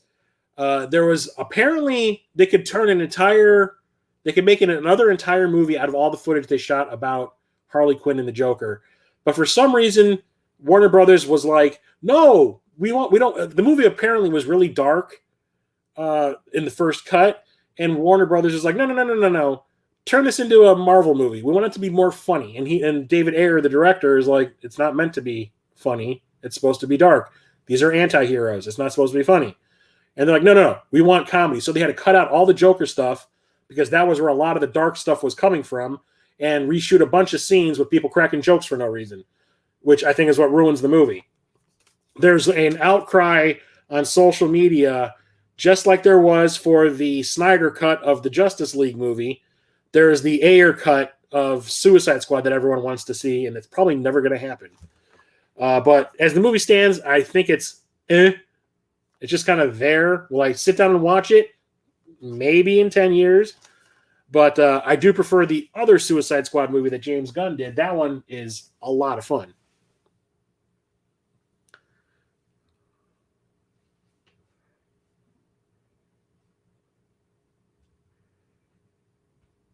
See, I love Valerian. I think that movie is super cool. I think she's the silly one in the group, and Dane DeHaan is the straight man of the two. And she understood the assignment of just be goofy, and that's why I like it. Or I like her in that. Next up, we have an animated Suicide Squad movie, Hell to Pay. I remember I found this at Half Price Books, and I picked up a copy of it because I was trying to get all of these animated DC Universe movies. And I remember that I brought it home from the Half Price Books, sat down on my recliner, put it on, and within the first 15 minutes, I was asleep. I don't know if it was because it was boring or I was just tired, but I think it was because it was bad, and I just never bothered putting it back on again to see what the rest of it was like or how it played out. I did not care. So I should probably finish watching it at some point, I guess. So I can't really tell you what it's all about, although it has Deadshot in it and Captain Boomerang. And I think that's the guy with the hooks that gets killed at the very beginning of Suicide Squad, the guy that they blow up his head because he tries to escape right away, and Harley Quinn. So whatever. Next up we have, I think, is another underrated sci-fi movie, and this is from Danny Boyle, the guy who did Trainspotting and Shallow Grave that I talked about earlier, and that is Sunshine. Went and saw this in the theater. For a movie that is very reliant on special effects, from what I understand, this movie did not cost a ton of money to make. And it shocks the hell out of me. The set designs, the costumes, like the spacesuit alone that these people have to wear. So it takes place in a future where the sun is burning out, and we have made a ship to travel to the sun to help reignite it. We're going to launch this nuclear fusion device into the sun to try to reignite it. Otherwise, the Earth is going to go into another ice age and we're all going to die. And the ship itself is basically a giant mirror that is reflecting the sun's light and heat back at it so we can actually get there. And it's also the second ship that we've sent. The first ship got lost, and we sent another one. And just like in every disaster movie you ever see that's like this, of course, bad things start to happen, and the whole mission goes into jeopardy. And, bad things start happening to good people, and everybody basically dies. But I love it. I like Danny Boyle puts a really cool spin on it. Alex Garland wrote the screenplay for this. He also directed that Civil War movie that just came out, which is pretty good. He directed Annihilation. He like kind of directed the Dread movie that came out like 10 years ago. He kind of like ghost directed it, I guess. But he also wrote he didn't write Trainspotting. He wrote 28 Days Later and a couple of other movies. I can't remember what. I think he wrote the screenplay for The Beach. But whatever. It's awesome. It's a really cool sci-fi adventure disaster movie kind of thing. It has a really good cast too. It's Cillian Murphy, who now has an Oscar for Oppenheimer. It has Chris Evans, Michelle Yeoh, Hiroyuki Sanada, Rose Byrne, the guy who plays Doctor Strange's sidekick, Wong. Was it Garrett Wong? No. Benedict Wong. He's in it also. Kind of unrecognizable, though, because he's like really young. But I think it's pretty fantastic. I went and saw that in the theater, like I said, and absolutely loved it. And then there's this. This is a movie that I absolutely cannot stand, but I bought it because of what it's based on. And also because I went to an Australian website called Umbrella Films, who is like another boutique label that I like. And every once in a while, they'll have like a random sale on stuff that they're trying to get out of their inventory. And I bought this and Showgirls at the same time. I ended up getting rid of my copy of Showgirls because I got the 4K later on for like the equivalent of $7 American each. And I started to watch this. I had not seen this since the theater where I saw this at the Dollar Theater, and I absolutely hated it. So I was like, oh, maybe watching it nowadays, I'll appreciate it. Because I keep on seeing people saying that this is actually like an underrated video game-based movie. And then I watched it. Well, I sort of watched it when it showed up, and I got maybe halfway through it, and I turned it off. But I'm going to keep it because of what it is. And that's the Super Mario Brothers movie from the 90s. Super Mario Brothers in name only. This has nothing to do with the video games. I don't know why Nintendo was okay with the changes that were made to like the lore and the look and everything. Like, honestly, I don't even think this should be made in live action because it is so wacky that it should be animated, just like the one that we got last year was. That was the perfect way to present Mario Brothers. It should be animated. This is like this weird fever dream of a movie where you have John Leguizamo playing Luigi and what's his name? Bob Hoskins from Roger Rabbit playing Mario, and they're drunk the whole movie. Literally, the actors were drunk the whole movie. You can kind of tell sometimes. And Dennis Hopper playing Koopa. It makes no sense. It is just weird art direction. For some reason, they wanted it to look like Blade Runner. And the whole dinosaur, like, alternate universe thing is, no. I do not like it at all. It is so badly made and so badly acted, and just everything about it just kind of sucks. From what I understand, the director duo, which is like a husband and wife duo, they made that Max Headroom show, which I love.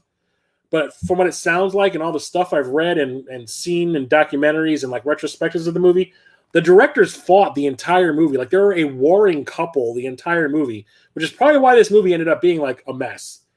So I cannot stand it, but I'm keeping it because of the video game aspect of it. And that's it. But I do remember when this was playing in the theater, I was really kind of not interested because I remember seeing the trailer and going like, that looks nothing like Mario Brothers. No. But being a big fan of the video games, like, it hit the Dollar Theater. And at the same time that it was playing at the Dollar Theater, Cliffhanger had also just opened in theaters. So I had the option. My parents, it was like my turn to pick the movie that we went and saw. It was me and my brother and one or two of his friends, I think, or maybe one of my friends. And my mom was like, okay, Chris, you pick the movie. You can either go and see Cliffhanger for full price or go and see the Mario Brothers movie at the Dollar Theater. And I was like, well, I want to see it before it goes away just because. Let's go see Mario Brothers. And when it was over, I was like, I should have gone to see fucking Cliffhanger. It is so bad on every conceivable level. Like, I don't understand the nostalgia for it. Even as a kid, so that came out when I was in high school. That came out in 93. That was the year I graduated high school. And I was just kind of like, no. Yeah, my brother hated it. All the people that we were with hated it. So, yeah. Like I said, I'm only keeping it in my collection because of the video game connection. There was a 4K big-ass box set released by Umbrella as well. And I was like, you know what? I don't need to see that thing upgraded to 4K. That's one that can just stay on Blu-ray. And I'm glad I only paid $7 for it and not $60 like for that box set. So I'm good right now. I passed over that with no problem. That was a hard pass. Next up is Superbad, another one of my favorite comedies. Like, I really didn't, other than the trailer, I was just kind of like, I think I need to see that. It looks really funny. Like, it was the time when the R-rated comedies were really making a comeback, like Wedding Crashers and 40-Year-Old Virgin. And what was it? Knocked Up were coming out. So the R-rated comedies were kind of having like a renaissance comeback thing. So I was trying to see as many as I could. And plus, I liked some of the stars in it, like Seth Rogen and Bill Hader and all that from SNL. Didn't know who Michael Cera was because I never watched Arrested Development. Didn't know who the hell Jonah Hill was. Nobody knew who Christopher Mintz-Plasse was, who ended up McLovin. He was kind of new on the scene, too. And me and my buddy Charlie, who shows up in the stream sometimes, Epic Dice Studio, we went and saw this, and I remember, like, nearly pissing myself at least 3 times. There is some funny-ass stuff going on in here, like, get a booty. Like, I died. It is so funny. This is the unrated version. Unrated and extended version. Has both versions of the movie on it, but highly recommended if you haven't seen it. It's super funny. Basically just a slice of life, like night in the life of these characters that are like best friends, trying to get laid before school ends kind of thing. with they want to bang their crushes. And Emma Stone, also the first time I ever saw Emma Stone, and she is super funny in the movie. Like when Jonah Hill passes out in front of her, he's like confessing his love to her, and she's like, "Why didn't you tell me before?" And he's like, "I thought you didn't like me. I didn't think you would like me. I was embarrassed, and I didn't think that you'd actually say yes." And she's like, "Well, I do kind of like you." And he goes, "Good." And he passes out, and he falls and headbutts her right in the nose. And just the way she turns around and goes, "The fuck!" just cracks me up. Next up is another DC Universe. Well, we got two of them, two of the DC Universe animated movies. This one is Superman and Batman Apocalypse. This one introduces Supergirl into the mix. I do want to say that I watched this when it first came out.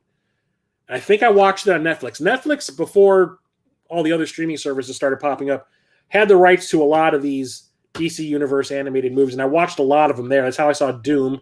That became one of my favorite one of these. I remember watching this one, but honestly, I couldn't tell you anything about it because I think it was just that forgettable.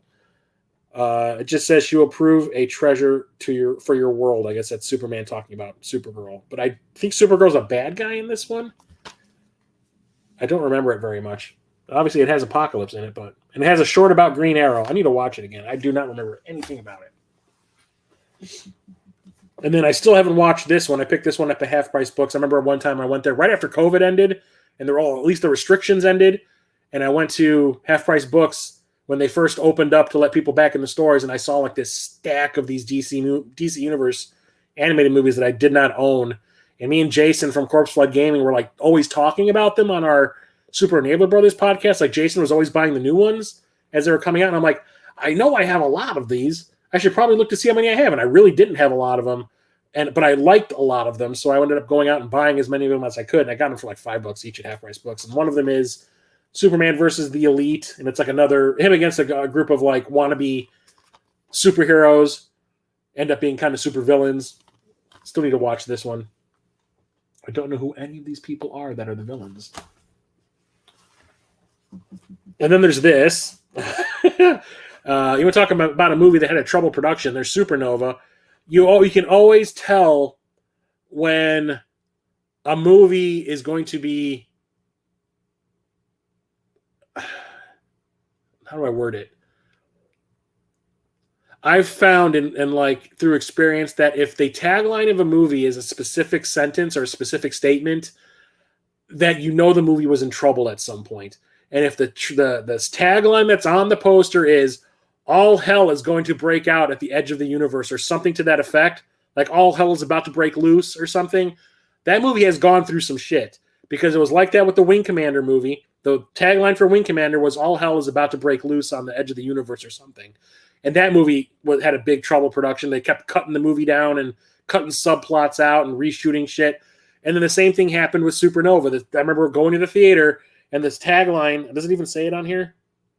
Here it just says, in the farthest reaches of space, something has gone terribly wrong. I remember the theatrical poster that I saw was just all hell is about to break loose, because the trailers were misleading. The trailers are trying to make you think it was like a sci-fi movie and the bad guy was the devil, because even in the trailers they're like, there's something on board, hell, and they keep on like showing the bad guy like looking all demonic. It has nothing to do with anything in this movie. It is complete bullshit fabrication. They lied to everybody in those trailers. And it's a horrible trailer on top of that, because they make it look like it's a comedy at first by playing that, what was it, that I just want to fly, like ska song, and making it look like all these people on this ship are like, just partying all the time. No, they're a freaking hospital ship.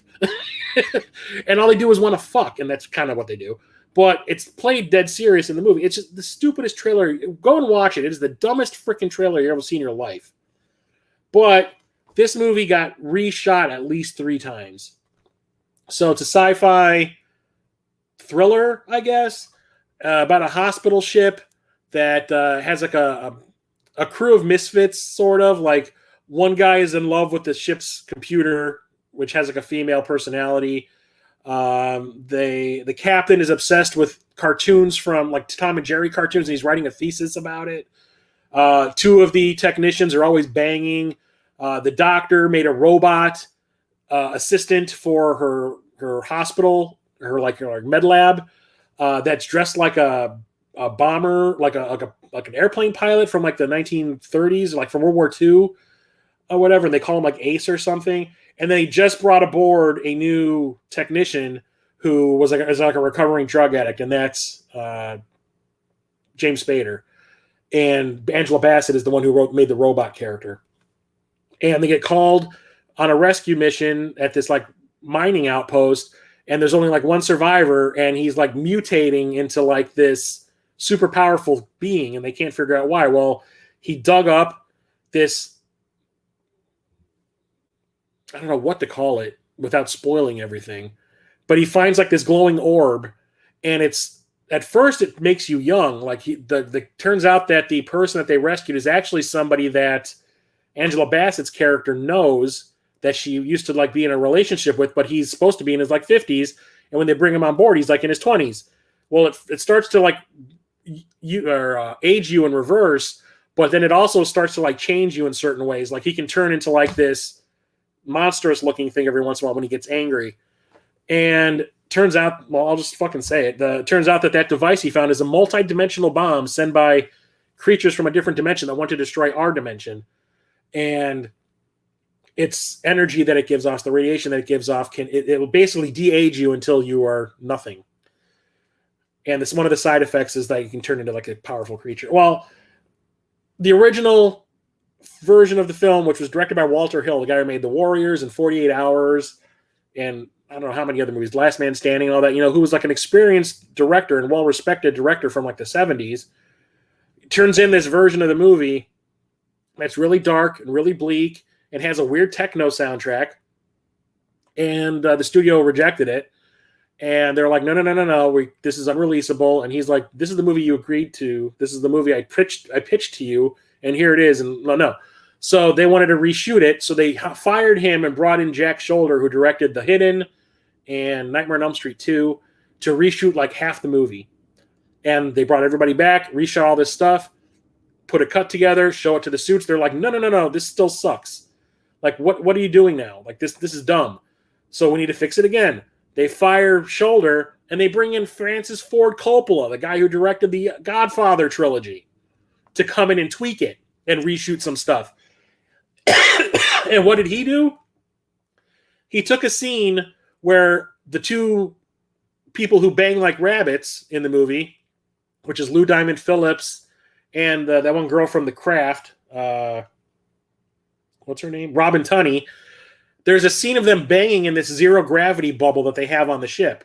What he ended up doing was CGIing Robin Tunney's naked body and turns her into Angela Bassett. Like they tinted her dark and turned her into Angela Bassett, and then turned Lou Diamond Phillips into James Spader to make it look like they're banging instead for this one scene, so that they can reshoot a scene at the end where it makes more sense why they would trust each other when all shit starts going on, because it kind of happens out of nowhere. She hates James Spader's character early in the movie because he's a recovering drug addict, and she was hurt by somebody who was on that drug in her past, so she has a bias against him. Why would she want to team up with him at the end of the movie the way they do when she hates him?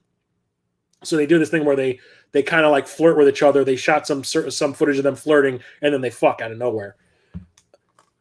Outside of all that, it's actually not a horrible movie. It's fun. It's entertaining. It has fantastic special effects. Digital Domain did the effects, which was the company owned by James Cameron, and they did a great job with all of that stuff. The practical effects are really cool. It's just some of the characters suck, and some of the plot developments don't make a lot of sense because of all the different versions of the movie that there were, and the ending got diluted. The original ending is in here as an extra, and it's like, God damn, that's awesome. But they kind of diluted it to do this like weird, I'm not going to ruin that either, this weird ending that they do go with. But it's fun. I like it. It's definitely super flawed, but I like it because of that. It's like one of those like what could have been style movies, but I understand why people do not like it. Grey's Anatomy in space. Two more to go. Next up is Sword in the Stone. I picked this up off the Disney Movie Club website, the Columbia House. I totally did not realize that this was on Blu-ray until I saw it there. And the fact that movie has been available for like over a decade, I didn't realize it. and I still got it with a slipcover. Blew my mind when it showed up. I thought I was just going to get this, because this was the image shown on the website, was this artwork. And then it shows up with a slipcover, and turned out this was like the 60th anniversary edition. I was like, holy shit, did like these not sell at all? Like I have an OG copy when they first printed them. But it's a retelling of the Sword in the Stone Arthur legend, just done in a Disney way with songs and dance and cutesy animals that are, smile. Like there's a fish, I remember, and the squirrels. Yeah. Oh, no, they turn into fish at one point. That was what I'm thinking of. It's been a while since I've seen this. But I remember always liking it. This was one of those Disney movies when I was a kid that I would watch over and over again. The story, I've always liked like Arthurian storyline stuff, or Arthurian stories. So this kind of was right up my alley when I was a kid. So I felt like I needed to get this one. I'm not a fan of a lot of their older animated movies, but that one I'll jump for. And cool wizard battles. And the last movie I'm going to talk about today. This is the longest one of these streams I've done in a long time. It's been so long since I've nearly done a 3-hour stream. Goddamn. And I got to be up in like 5 hours to go and meet up with Cap. It's going to be great. At least I'm not driving. I can sleep a little bit in the car. Sorry, Cap. And that's Swordfish. So this is piggybacking on The Matrix and the X-Men, and I guess in some ways Pulp Fiction. So Joel Silver, the guy who produced the Matrix films, after the first Matrix came out, he was just kind of like, we need to use that bullet time thing as much as we possibly can because everybody thinks it's the coolest thing ever. So devised ways to work it into a previously written script in a cool way, I will say. And plus, let's hop on that X-Men popularity bandwagon and hire 2 of the actors from the new X-Men movies, which is Hugh Jackman and Halle Berry. And let's pay Halle Berry a couple of extra $1 million to bare her breasts. First time I think she'd ever shown them on screen. And I remember her saying that she was like really worried about it because she was, a little bit past her, what she would consider her prime. She didn't think that she looked her best. And everyone was just kind of like, you don't know what the hell you're talking about. Just do it because we want to see it. And she does, and has no problem with it. In the movie, she's just kind of like, oh, yeah, here they are, guys. Take a look. Just, I really, like a lot of people I know dislike this movie a lot. I think it's really fun. It's a really cool techno thriller. So there's some plot developments, and the ending is kind of like wrapped up real quick. But that scene at the beginning with the bullet time scene in the beginning is super freaking cool. So the movie opens up with John Travolta's character, and he's taking a bunch of hostages, and he's strapped them with explosive vests that are covered in ball bearings. So if these people blow up, they're gonna not only kill the hostage, but they're gonna launch ball bearings throughout this like town square area and destroy everything around it. And it happens. And they show this woman running through the middle of the street, and the bomb explodes. And when the bomb explodes, the bullet time moment event happens, and you get to see these ball bearings destroy cars, rip people up, destroy buildings as the camera does this bullet time loop around this like block, like this intersection, and goes through buildings and through cars and past all this, and is the coolest freaking thing ever. I remember watching it in the theater going like, I want to watch this movie again just for that scene alone. And also kind of like John Travolta, like about to start his downswing. Like he had gained a lot of popularity because of Pulp Fiction and then Broken Arrow and Face Off. And then he started picking really shitty projects to make, and that his downswing began. So this is like when he's just starting on his little downward arc. Because pretty much everything he made after this is kind of forgettable, if you ask me. Like The General's Daughter and stuff like that. But Don Cheadle's great in this. Vinnie Jones is pretty funny in this. The ending is a little weird with the whole helicopter picking up the city bus and dragging it through the city, or dragging it through the air and crashing into buildings and crap. But like the whole hacker thing, and then what the twists and turns that the plot takes are pretty fun. And then what's really going on in the movie when it's revealed at the end is kind of like, okay. But I like it. A lot of people I know don't like it. It's fine. I don't care. I enjoy it. It's, I think, a really fun techno thriller of the era of like the early 2000s. Like it sums up all that kind of stuff really well. I enjoy it. I think it's fun. And I think that's a great cast.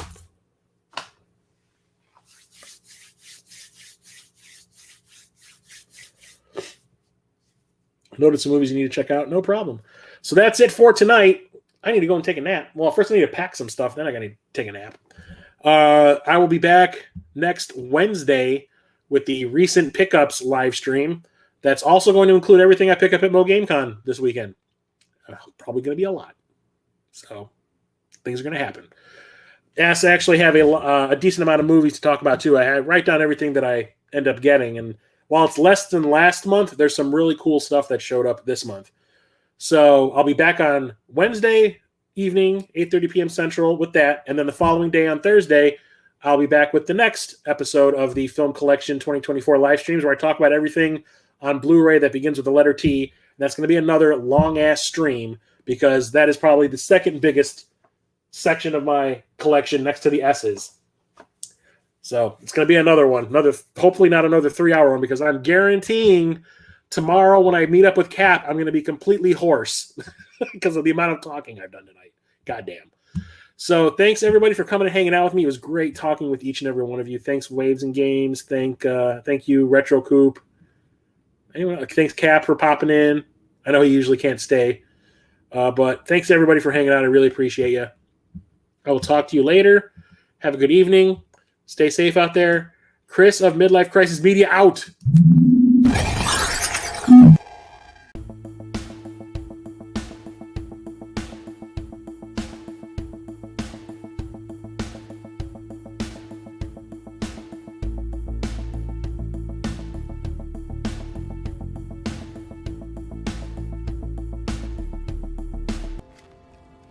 Aw, dang.